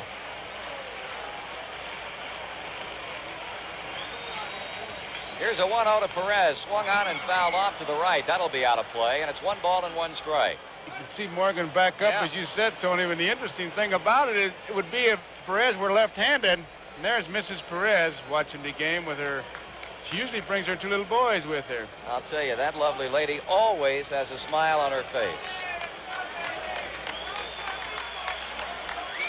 The The Reds with 2 runs in the 4th inning to make it a 1-run affair. Now trying to really crank it up here against Tiant and the Red Sox. 1-1 pitch. Bouncing ball hit by the mound. That could be trouble. Play to first base, and they get the out at first. But Rose advances to third base. Tiant with that follow-through, falling off towards first, has a little dribble and go right by him, and a pretty good play by second baseman Denny Doyle. No chance to get Morgan, as you see. Look where he is, on the third base side of second. Fortunately, he had Perez, who does not run well. With Tony Perez's ground ball, and he's out 4-3. Doyle to Yastrzemski, moves Rose to third base, and Joe Morgan on to second. Here's Johnny Bench. I got to believe I'd put him on. I got to believe I got a better chance of hitting than he has. See what happens. First base open, second and third, 2 outs. Bench doubled a run across with a long blast into deep right center in the 1st inning that hit a fly ball to left in the 4th. So he's had one of the 6 Going to Cincinnati pitch hits. to him. Going to pitch to him. That Carefully. they are. 2 in scoring position, 2 down, and strike 1 is called. He's going to make 3 pitches on that low outside corner, and if he comes inside, it's got to be to keep him honest. There's no way that he's going to give him a good ball to hit. It's going to be the worst mistake in the world, and he just doesn't make those kind of mistakes. Well, he missed high and away with that pitch.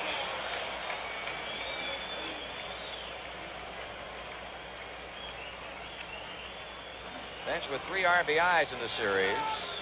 Had a home run here last night to get the Reds off and winging.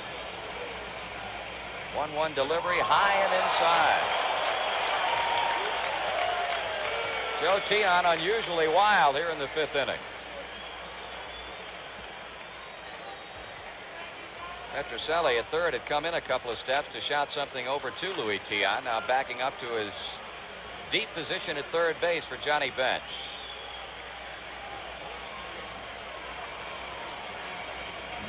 2-1 delivery. Swing and a miss, and he simply challenged him with a high fastball. Looked like it was out of the strike zone, and Bench with base runners in scoring position is widening his strike zone to try to drive in some runs. I think that's not a slugger's grip. Look at the little finger on his left hand over the knob. If he gets any lower, he'll just be having a handful of hands. Bench with a chance to drive in some runs for Cincinnati. He hits a fly ball. Benitez toward the line, and the Red threat dies in the 5th inning. No runs, no hits, a couple of men left on, and after 5 full innings of play, it's the Red Sox 5, the Reds 4.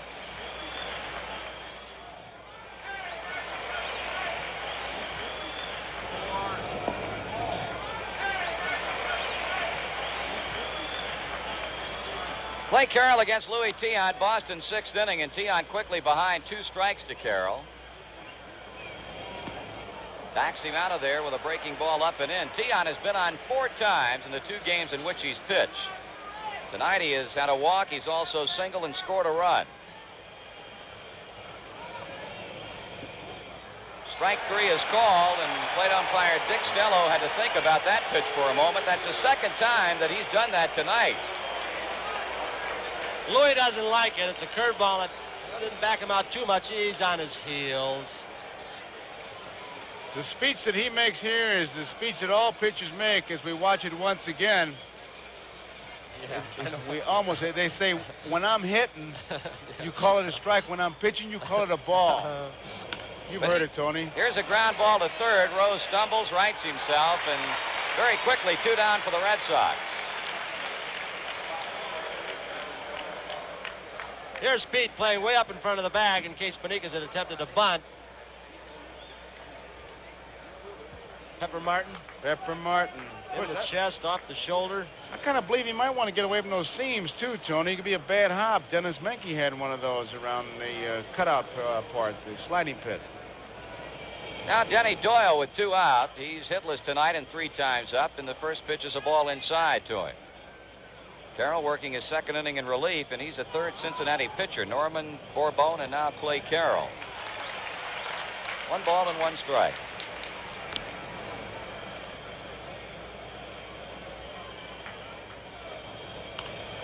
Ball fouled off to the left. That's out of play. Red Sox scored all 5 of their runs in the 4th inning. Reds with 2 in the 1st and 2 in the 4th. Carroll trying to retire Boston in order. 2 down, nobody on. Breaking ball hit up the middle, and that's a base hit. Hit number 11 for the Red Sox as Doyle punches one up the middle with 2 down to extend the inning for first baseman Carl Yastrzemski. Carroll does you a favor when he throws that thing. That was just like a high hanging off speed pitch. Didn't get in a very good spot. Doesn't throw it too often, and I don't know if I'd have thrown it. Of course, it's second guessing with Yastrzemski coming up next. No, I think throw my best stuff to the guy up that's there. right. I want to keep those bases clear for this fella. He has 4 for 14 in the series. He's had 2 hits, both singles, a run batted in tonight.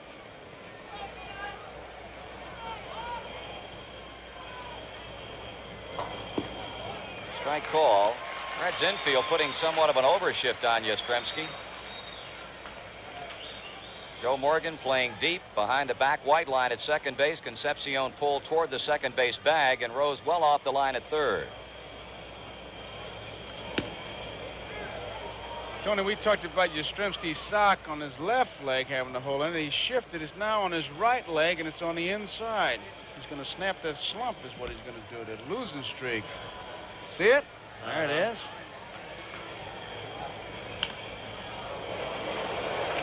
Pulls it foul down the right side. 1 ball and 2 strikes. I guess. How ball players get like that, huh? I was going to ask. I guess everybody's got a superstition when they play. Did you have one? No, I really didn't. I didn't either. I know Marty does when he broadcasts. Don't you? No, I don't think so. Okay. Hank Greenberg had a good one. He liked to touch all the bases when he hit a home run. That's what he said. Jazz tried to go the other way with a pitch and slaps it foul to left field. Didn't Rizzuto put gum on his cap? I guess on that little button on the top. Yeah. I think he did. I guess the most superstitious of all is Mike Cuellar. Oh. He's got him.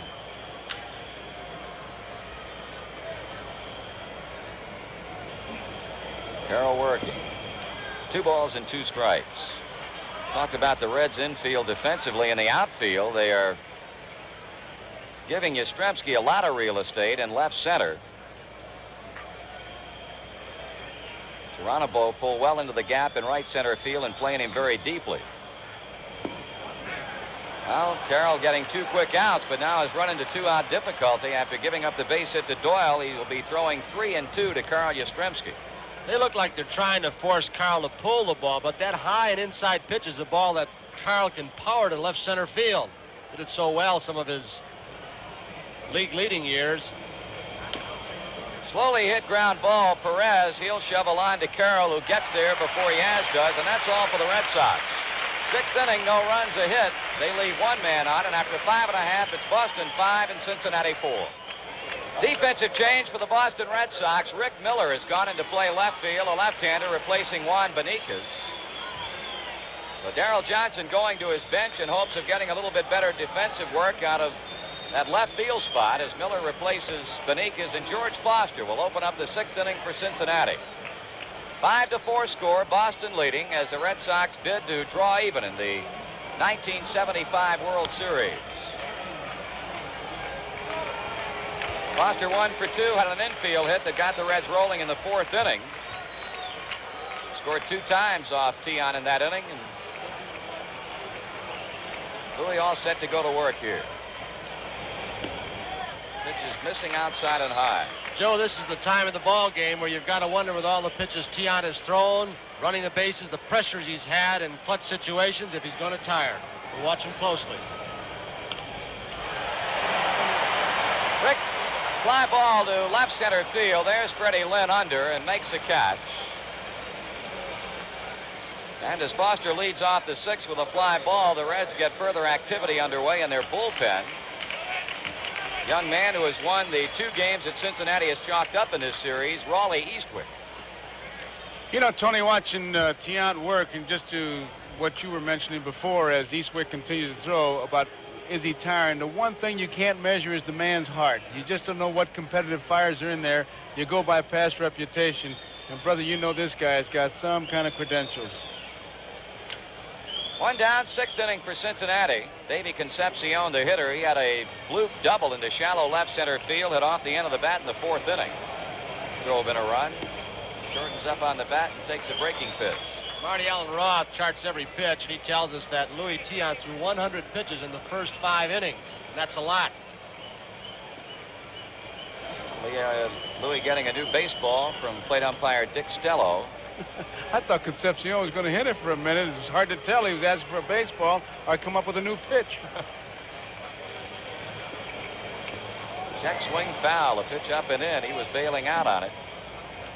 It's difficult for a pitcher to be considered a team leader, but Tiant is by many of his teammates. Even though he's a pitcher, sees only 4 days of action. Way inside as the ball really rides in on Concepcion.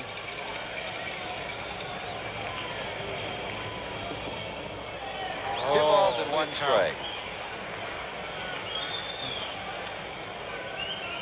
I wonder if that's what Tiant was mad about before. He thought some pitches were being missed. Well, he's he's shaking his head right there. Fisk is asking about it. He turned around and said, "You call it on Tiant when he was hitting, call it when he's pitching." That's another old catcher speech. Concepcion ahead on the count, 2-1, and he pops it up. Second baseman Doyle going out, but Evans calling for it. 2 down. Tony, question, is there a difference in the strike zone, American League versus National League? Talked to a lot of players who've gone to both, and they all say that National Leaguers give them the low strikes, give them a little bit more of the outside corner. The American Leaguers give them the high strike. Bobby Mercer told me something interesting this year. He said, I was surprised hearing what I heard, that they call more inside and high pitches strikes on them. So you depends upon the hitter or the player, I guess. And the year he's depends upon having. the umpire. Yeah, the year he's having. Every umpire's a little different. Louis Tiant showing signs of getting it together again. He'll be working to Geronimo with 2 out. Fastball is high and away. Geronimo went the other way and tripled by Beniquez. Back in the 4th inning to drive a run in. Last couple of innings, Tiant has been awfully tough with men on, especially in scoring position. Breaking ball will be out of play off to the left. Well, while we got a chance here, you know, we see many celebrities. John Gary sang the national anthem. Paul Simon threw out the first ball at Yankee Stadium, and Simon and Garfunkel are being reunited this Saturday night on NBC's Saturday Night at 11:30 Eastern Time. I don't know how you feel, Tony, but Simon and Garfunkel, I mean, that's Ruth and Gary. Where have you gone, Joe DiMaggio? San Francisco, I think, at Fisherman's Wharf. That's great that they're coming back. You know, the Beatles got back together, and now Simon and Garfunkel will get to see him Saturday night. Tiant a strike away from ending the inning. He's 1-2 on Geronimo. The pitcher, Clay Carroll, is on deck, but we mentioned Eastwick throwing. Tried to go the other way again, as he did his last time, up and fouls it off to the left. There's Clay Carroll. If Geronimo get on, you can bet that Sparky Anderson will once again go to his bench. Eastwick continuing to throw in the Cincinnati bullpen. Jammed him with a pitch and another foul ball, so Tiant continues to throw strikes here. Geronimo wasting them with foul balls. He's throwing him all kinds of strikes, too, Marty. Inside, outside, changing speeds. He's working on him.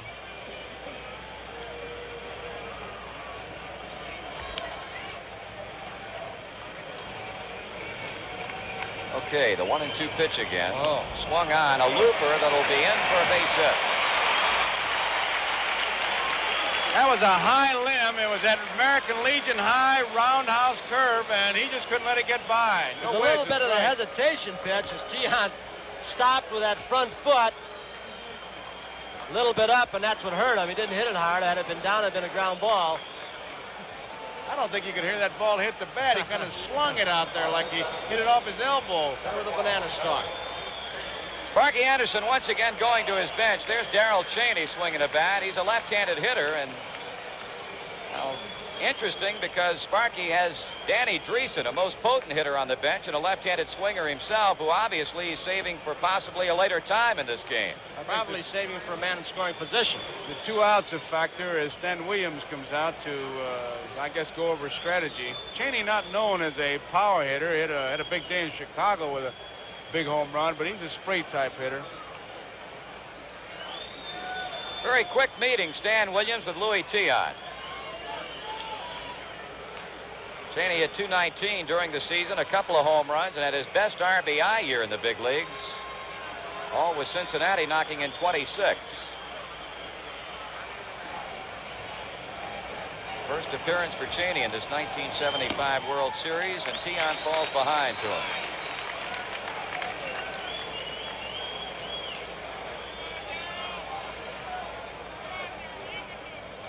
Geronimo had 13 stolen bases during the year, caught 5 times.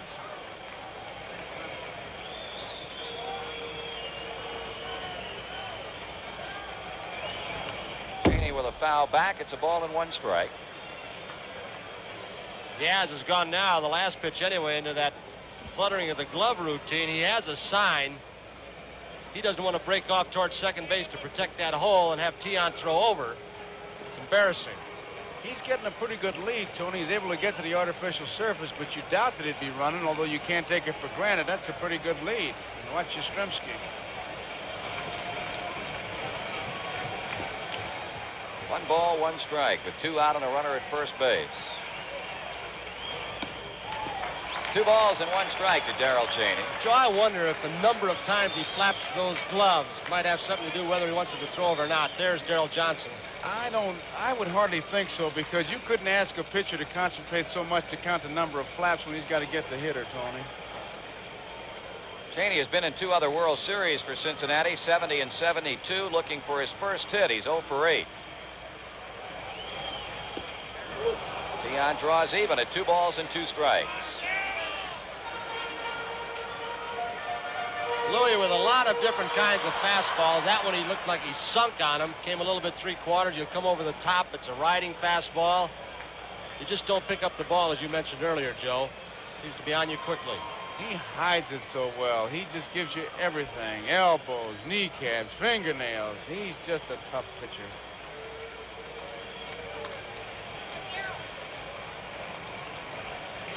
Well, he goes over to first base for the first time with Geronimo over there. Yastrzemski having to reach back across the runner coming in to take the throw. And that head fake is what made that play. He went up with his head and then quickly wheeled and turned, and Geronimo had to really scamper to get back. Darrell Cheney pinch hitting here in the 6th inning for pitcher Clay Carroll following Geronimo's 2-out single. And he struck him out, and that's all for Cincinnati. Right on the target.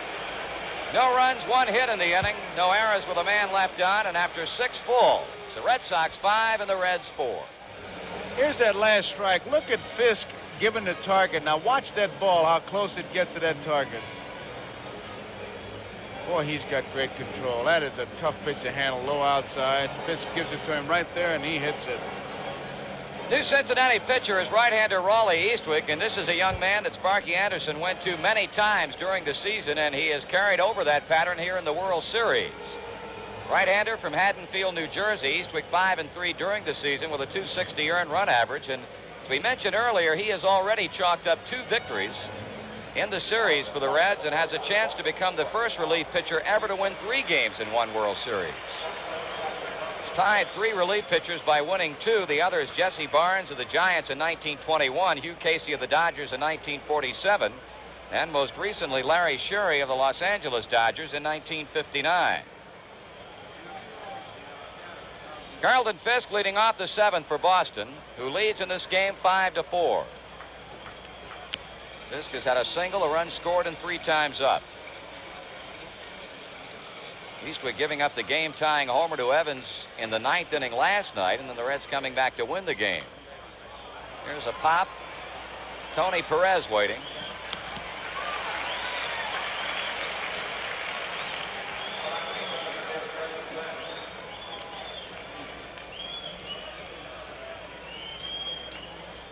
Commissioner Bowie Kuhn. Joe Cronin up behind him. Mrs. Cronin, who is an avid baseball fan, obviously, and she keeps the most complicated scorecard I have ever seen. She records everything. Probably that question that gentleman just asked. She's getting corrected. Freddie Lynn, first pitch inning, a ground ball to Joe Morgan. 2 down. 7th inning for Boston. In the 2 appearances for Eastwick, he's worked 3 2/3 innings, has allowed a run on 4 hits. Had 22 saves in 1975 to tie Cardinal relief ace Al Raboski for the National League lead in that department. Petrocelli the batter, and it's strike 1. Red Sox have out hit the Reds 11-7. Each club has committed an error. Boston leading 5-4. They came with that good fastball, and I'll tell you, he's got a dandy. He really threw that one hard. He is just firing good old country fastballs.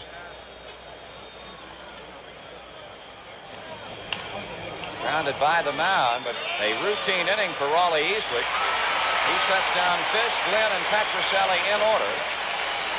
First 1-2-3 inning of the game. Reds pitching against Boston. In the middle of the 7th, 5-4 Red Sox. NBC Sports in the baseball world, that starts it off. We begin coverage of Game 7 if we have it at 12:30. And that's where it begins as far as Game 7 with the baseball world. If the World Series is completed, then we've got a big doubleheader football game. 1 o'clock, Baltimore, New England, but Miami and the Jets. Greasy against Namath, 4 o'clock. Oakland plays Cincinnati, and of course, Grandstand will be before and wrapping around all the NFL action. That's next Sunday. If there's a 7th game, we begin at 12:30 with the baseball world. Otherwise, 1 o'clock football, but 12:30 Grandstand. Louis Tiant will work to the top half of the Reds' batting order here in the 7th inning, and Pete Rose with a foul strike on Tiant's first pitch. Rose is single. He's lined to center. He's also had a walk. Darrell Johnson, who has kept the fires burning in his bullpen here in the last few innings, is going with right-hander Dick Drago.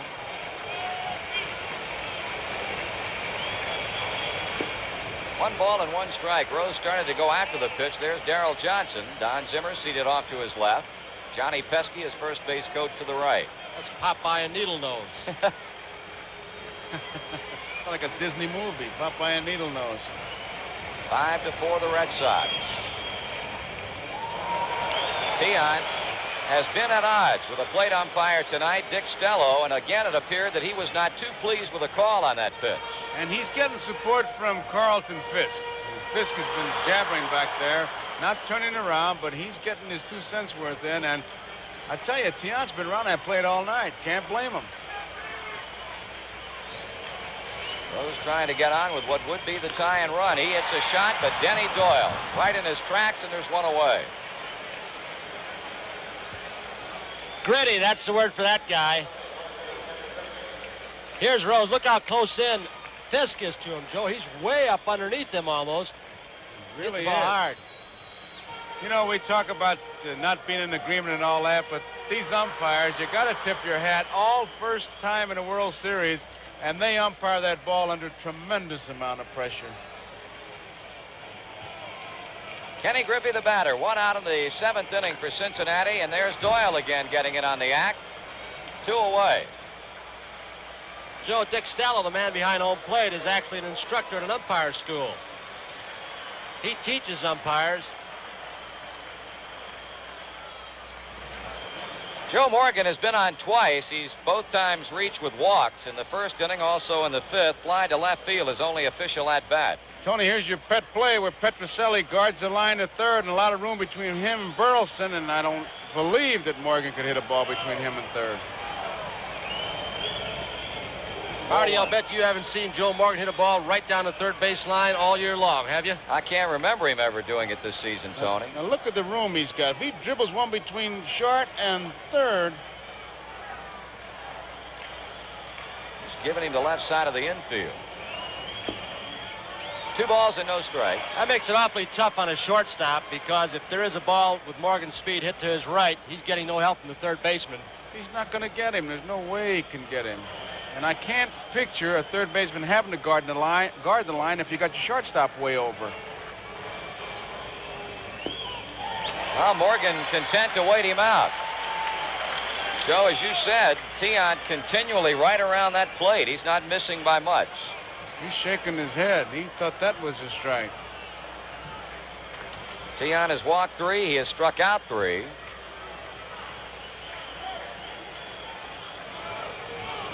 Morgan getting a green light on the 3-0 pitch this time, exactly as he did earlier in the game. Joe very proud of the fact that he can pull any pitcher alive. He even talked the other day about pulling Sandy Koufax. He said, I can get out in front on anybody. Tiant has come back to get the count full to him. Talk about Koufax. He was telling a story earlier this season. Somebody brought Koufax's name up under just what you're talking about now, Tony, that he claims he can pull any left-hander, and he said he had a home run off Koufax in the Astrodome to right field.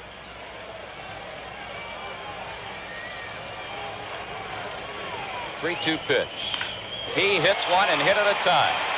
But Freddie Lynn will be there, and that's all for the Reds as they are retired in order in the 7th inning. 3 up, 3 down. Freddie Lynn making a play on the hard hit ball to deep right center field by Joe Morgan. Took a step in, then broke quickly back on the ball, and when all was said and done, made it a fairly routine play. So it's 3 up and 3 down for the Reds, and through 7, it's Boston 5 and Cincinnati 4.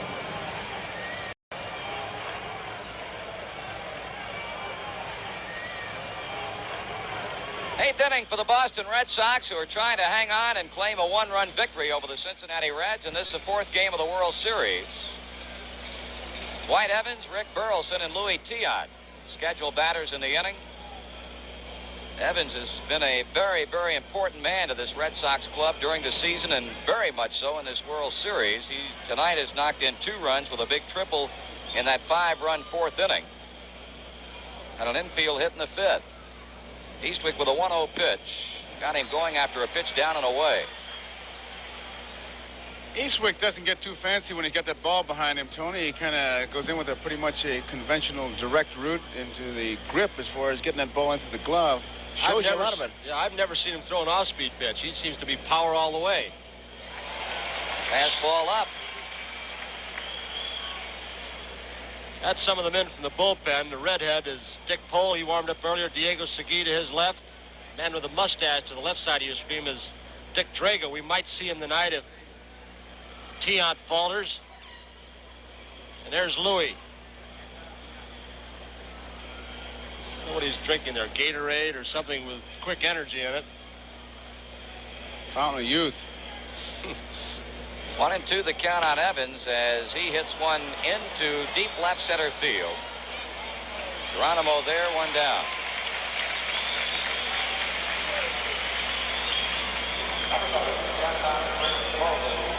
Here's a shortstop, Rick Burleson. He also had a run-scoring base hit in the 4th inning, a double to left center field, his only hit tonight. Quite an impressive figure there. 78 times he has struck out in 2 seasons with this Boston team.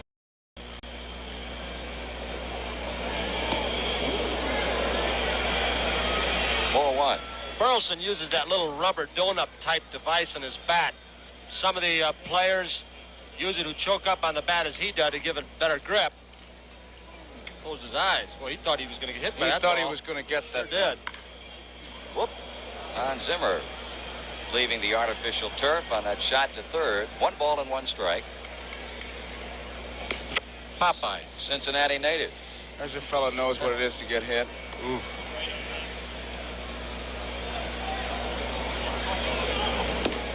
2 balls and 1 strike. Eastwick trying to do his job, keep the Red Sox with only 5 runs on the board, and hope that the Reds can come back in their last 2 at-bats.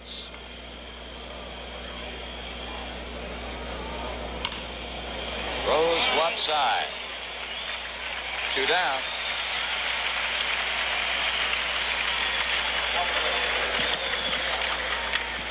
Here's Louis Tiant.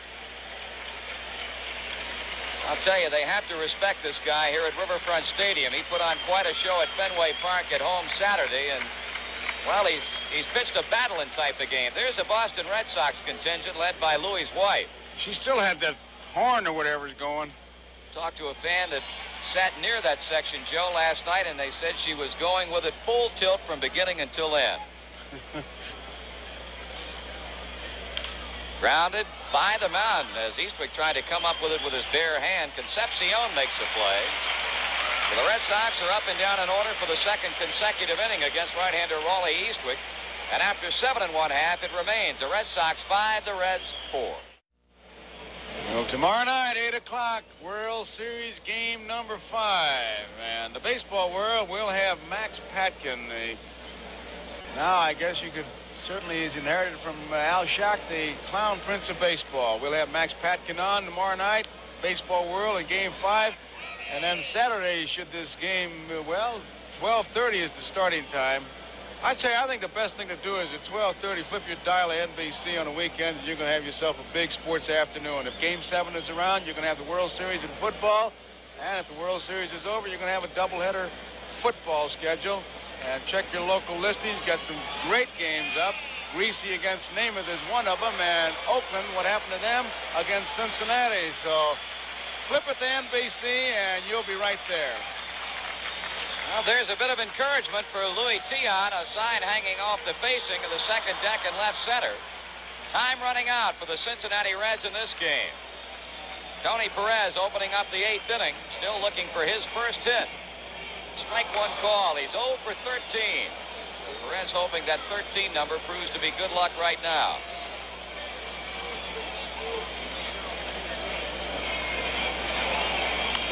Look out. Coming straight back and just off to our left.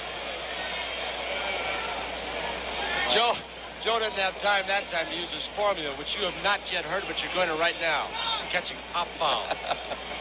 No, he's not ready for it. He's not ready for it. He's got to get some time in the league. 0-2 the count. Oh, did you see Louis that time? Well, we get some further business underway in the Cincinnati bullpen. Tiant prepares to throw the 1 and 2 to Tony Perez. Here's a fly ball hit back into left center field as Miller is there, and there's one down.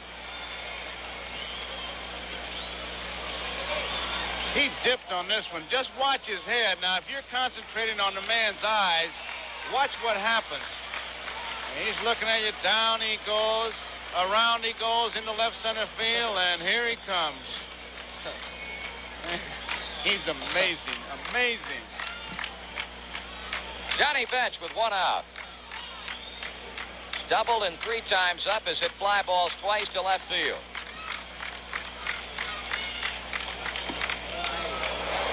Pretty good pitch right there. And a pretty good cut as we take a look at Will McEnany. Sparky Anderson has used one of his young Lions, Raleigh Eastwick, tonight. Still the Cincinnati pitcher, and McEnany working. Pops him foul, but out of play. We pause briefly for station identification. This is the NBC Television Network.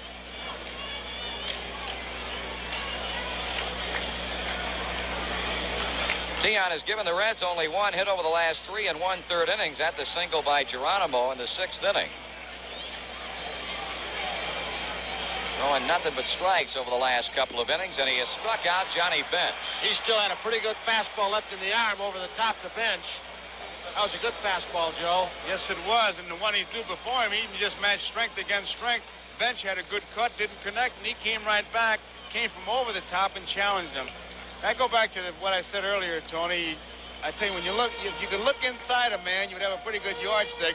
But the credentials this fella has, you know he's got heart. His arm may be tiring, but he's still coming at you. Foster with 2 down as you take a look at Louis Tiant.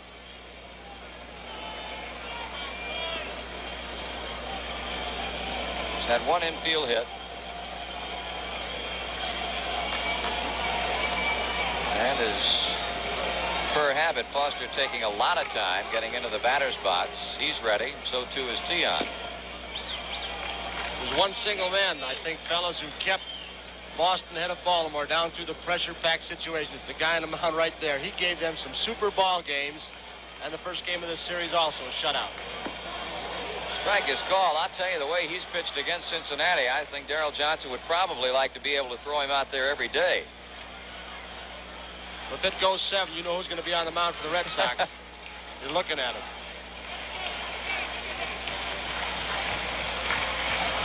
Tiant taking his time does not appear to be perturbed by Foster's stalling tactics at the plate, unlike number of pitchers around the National League. 2-1. Now it'll be Don Gullett going for the Reds tomorrow night in game number 5. He and Tiant matched up in the opening game at Fenway on Saturday, with Tiant pitching the shutout. Well, they gave Sparky Anderson the advantage of giving Gullett that one more day extra rest, as Tiant pitches on 3 days rest tonight. Ground ball, base hit to center field. Freddie Lynn up with the ball, quickly back to the infield. As far as we know now, the scheduled pitcher for Darrell Johnson's Red Sox is going to be Bill Lee. Tell you, Tony, a lot of the Reds players felt like Lee pitched a better game against them Sunday than Tiant did in pitching the shutout Saturday. He had excellent control, had his breaking stuff going. He held the runners close. Well, the crowd getting caught up here on the base hit to center by Foster. Here's Concepcion. Davey 1 for 3, a double, and knock in a run. Standing room only at Riverfront Stadium for the second consecutive night.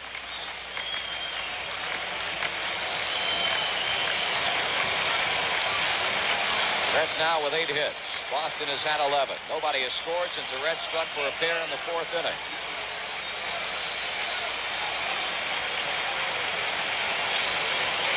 Tiant works. 4-1. McInerney still loosening in the Cincinnati bullpen. Get down toward the bottom of the Reds' order. Geronimo, the 8th batter, will be up next.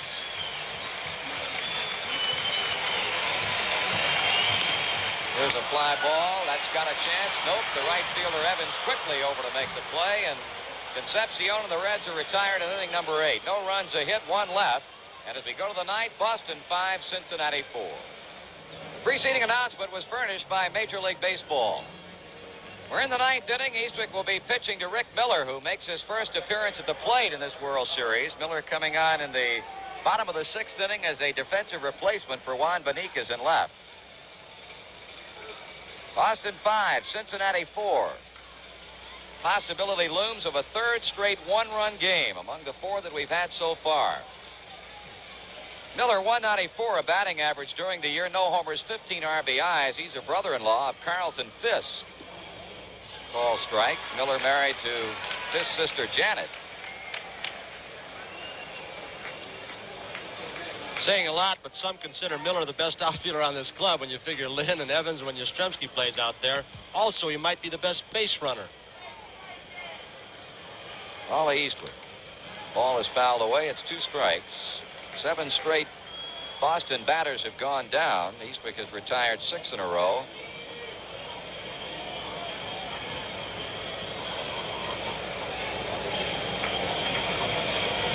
Good look at, well, I guess you could call him a baby-faced Raleigh Eastwick. 1 ball, 2 strikes. Joe, are you like me? Several times during these series games, I've wondered what the difference Jim Rice might have been in this series. Oh, you have to think that. You have to think that. And you have to wonder what's running through his mind. What a disappointment, unfortunately. Here's Morgan playing back behind second and got enough on the throw to get the speedy Rick Miller. 1 down.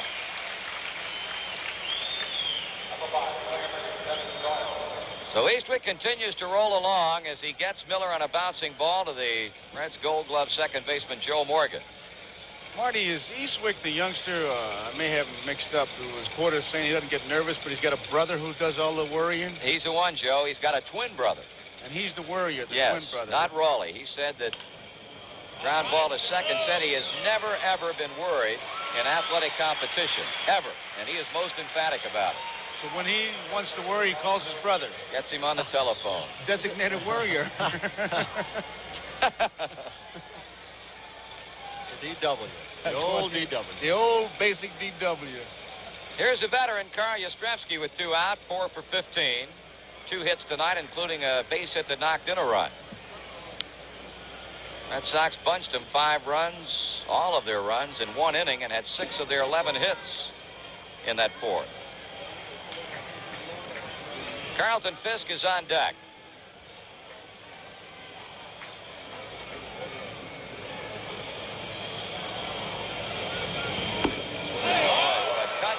Yastrzemski. When he raps that bat, by that I mean he points that bat towards the pitcher, he gets that cut. Now watch that bat come forward and then around. Whoop. Boy, if nothing else, Tony, that'll get every bone in your body loose. The old days, you'd pop a button on your shirt. 1-1 the count. It's down low and inside. 2 balls and a strike. You know, when guys swing like that behind the plate, you can feel your mask start to come off, the suction, just like that. Oh, yeah? Yeah, you don't believe that. Ever tell you about Tian's father picked the guy off? Well, Eastwick has been down and in on the last 2 pitches. He's 3-1 on Yastrzemski, who backs away from the plate.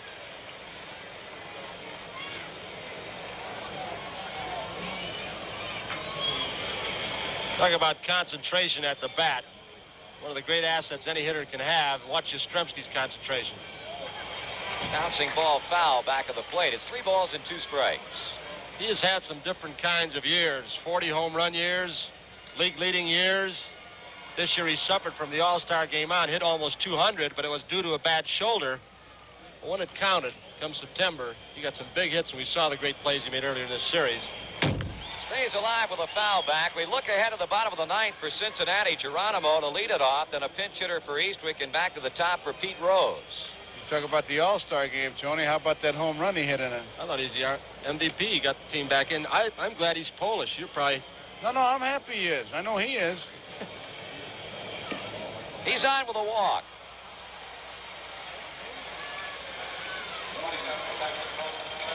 $55,667 here tonight as we once again watch Mrs. Louis Tiant lead the Boston cheering.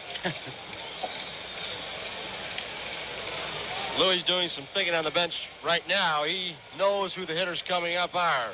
The last of the 9th for the Reds. Here's Tiant. Here's Carlton Fisk at the plate with 2 away. Yastrzemski on at first, and strike 1 is called. The first base runner that the Red Sox have had off of Eastwood.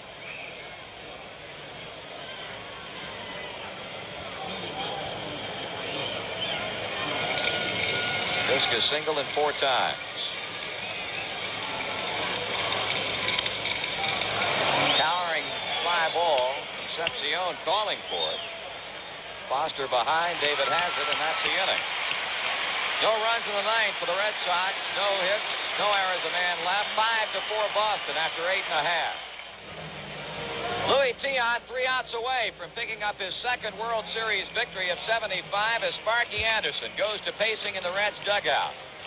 Joe, you caught last halves of inning in World Series competition. What's on your mind right now if you're catching Tiant? Well, pretty much what you said about who the batters are, what you're going to do, and make sure that you realize that he's still got that good stuff and you don't let your heart, your emotions take over for you. This is where the guts comes in, that if he starts to lose it, you're going to have to tell somebody. Cesar Geronimo will start it off as Jim Burton and Dick Drago, a left-hander and a right-hander, start throwing. Geronimo has had a couple of hits. You can hear in the background, this crowd wants some action. Swung on, a shot hit down the right field line, but a foul ball. The defense is an interesting one to me, Tony. Petrocelli at third base is actually guarding the line more. You'll see Petrocelli there than Yastrzemski at first base with Geronimo, left-hand batter up there. Geronimo bunt very much. No, he's not. He doesn't, Tony. He's not a good bunter. A lot of times a third baseman will guard the line so he has a better angle and a possible bunt. He is extremely overcharged at third base bag. Quickly, 2 strikes out in front. There's Rico. Joe, you talked about a catcher's thoughts the last half inning. I know that an infielder, the Red Sox infield in this case, has a lot more pressure on them right now than if they were in their own home park. When you don't have your last bats, you're a little bit more intense. On deck for Cincinnati, a pinch hitter to hit for Raleigh Eastwick. Young man who's involved in a very controversial play last night, Ed Armbruster. Geronimo, 1-2, trying to get on. The Reds trailing by a run in their 9th inning. Foul back. Mentioned the two pitchers throwing in the Boston bullpen, Burton and Drago. The Reds also have some business underway.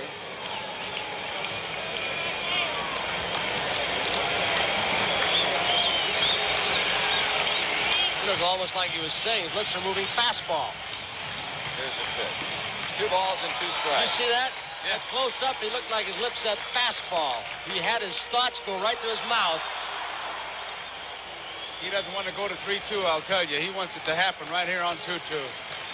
Well, let's see what happens. 2 balls, 2 strikes. Line drive. Hit. Base hit to right field for Geronimo. Tony, it appears that Geronimo has been sitting on the off-speed pitches of Tiant tonight. Yeah, right from the start of the game. He's got 3 of 4. He's hit the ball hard today.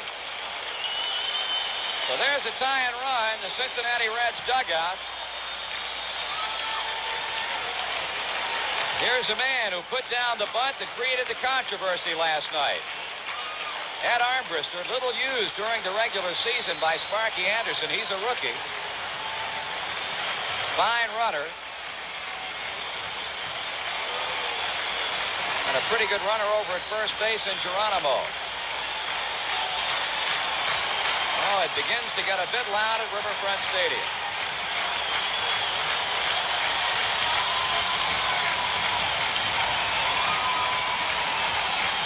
Here's a pitch, a ball bunted foul off the first base side. Wonder what's on the home plate umpire Dick Stella's mind right now.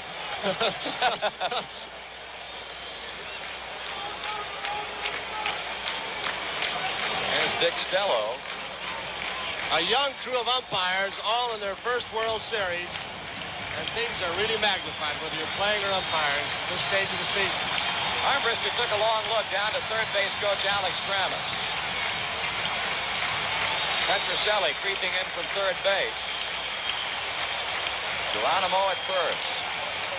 Bunt, and it's a danger. Tiant on to Doyle covering, and a fine bunt by Armbrister. He did his job. Geronimo on at second base in scoring position, and there it is. Watch Carlton Fisk bolt out from behind the plate.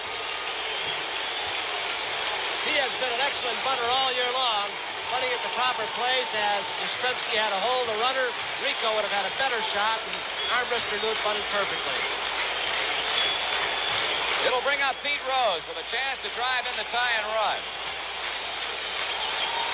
He's hit the ball 3 times hard tonight.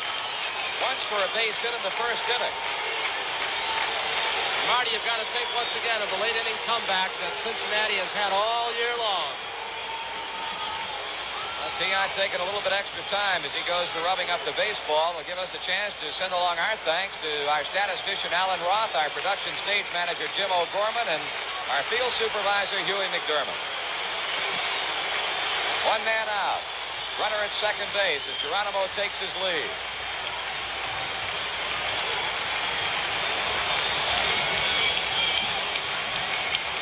Tiant with a look.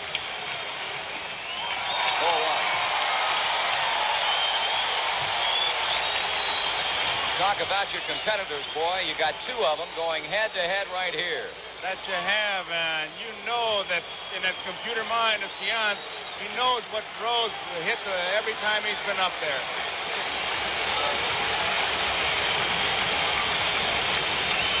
Burleson playing games at second base with Geronimo, and it's 2 balls and no strikes.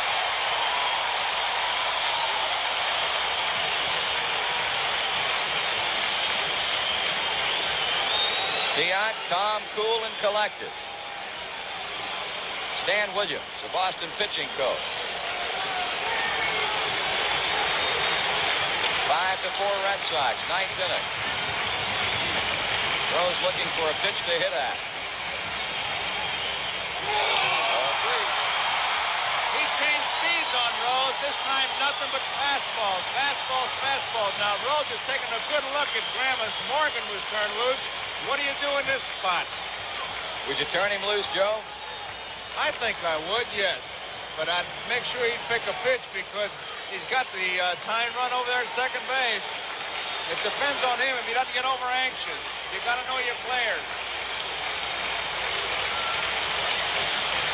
Well, let's see what happens. That's a strike, and Rose taken all away.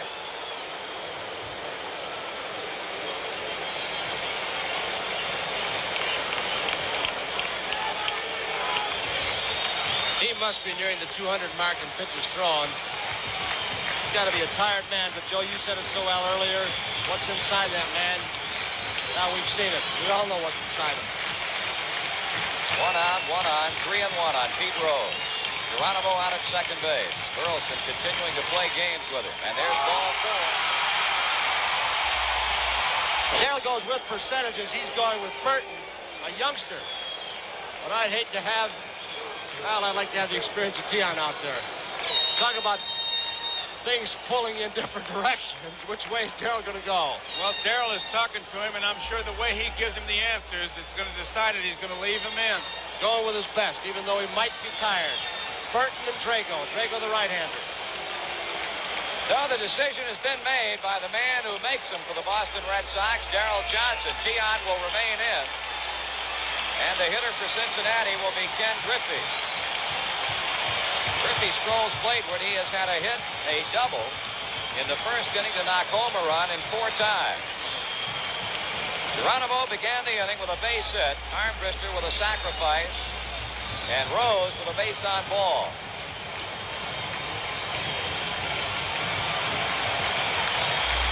Got him standing around this ballpark right now.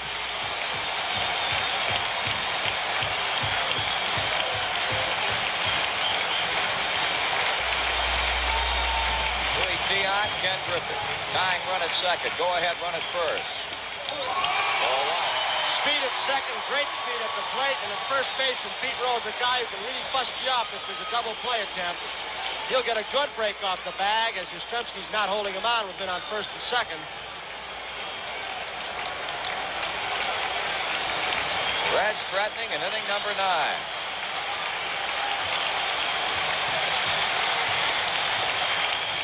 Tiant's 1-0 pitch. That's a strike to him. Tony, I know you mentioned that Bill Lee's a probable pitcher. He's down the bullpen protecting the fellows who are warming up, and he is really a cheerleader when he's down there. See Drago and Burton.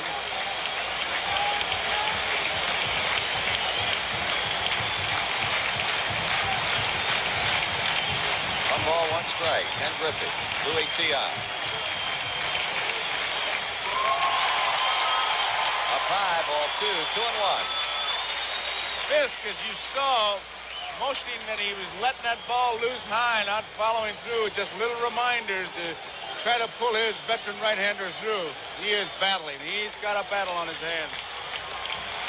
That big chaw of tobacco in his right jaw. Dodge an acknowledgement of the sign from Fisk.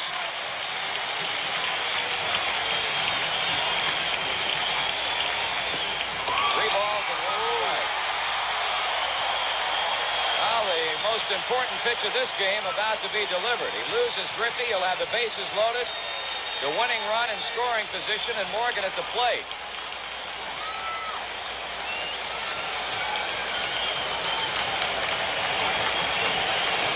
Boston infield looking for the ground ball.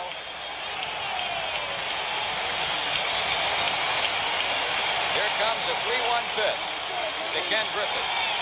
He bounces first base side, and it's a foul ball. As Jazz steps across the line to scoop it up. So Geronimo will head on back to second base. Pete Rose takes a slow walk back to first. This crowd really coming to life, and the noise just increasing with the closeness of the pitch.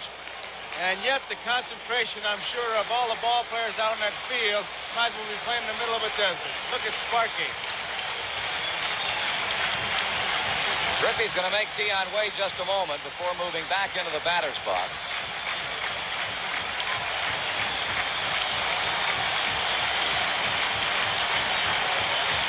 Veteran right-hander has gone as far as he can with Ken Griffey.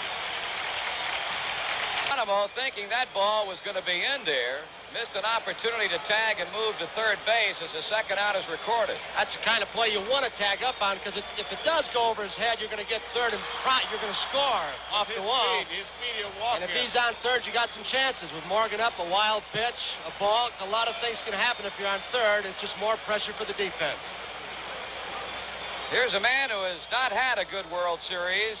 Joe Morgan, 3 hits and 13 tries, and he's 0 for 2 tonight, although drove in the winning run last night. He is the last reigning hope for Cincinnati to try and keep the 9th inning going.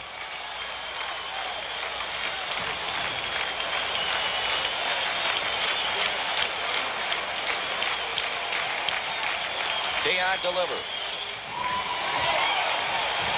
0-1.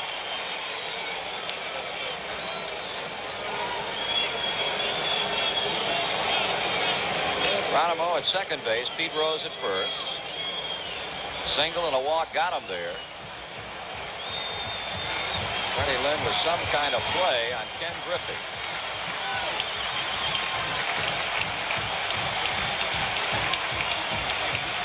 Here goes Geronimo. Pitch is popped up. And that should do it. Yastrzemski, and Boston has taken the 4th game of this World Series. In the 9th inning, the Reds' threat goes by the boards as Louis Tiant is mobbed by his teammates. The win tonight ensures that it will go back to Fenway Park as they defeat the Reds 5-4, the 3rd consecutive one-run game. Well, the grittiness of the Red Sox show today, hanging tough. Louis Tiant, a clutch hit, triple by Evans. A big inning when they scored 5 in the 4th. But the man again is in game number 1, Joe, El Tiante. That's the big story. He'll get all the headlines, and deservedly so, because extra pressure once again. His ball club down by 1 game, and last night's ball game, controversial play. And Tiant comes on, and it looked like he was staggering. And yet when he needed it, he really had it. He needed one good play, Tony and Marty. I felt the play by Lynn on the ball hit by Griffey was the one big play that he needed, and he got it. And the Boston Red Sox make it 2 games apiece now, and he is really mobbed. There is Tony Conigliaro, now a sports broadcaster, talking to Luis Tiant. Well, it's tied up at 2. We go to game number 5. Bill Lee, the left-hander, he pitched a good second ball game up in Fenway Park, and we'll see Don Gullett, 2 left-handers.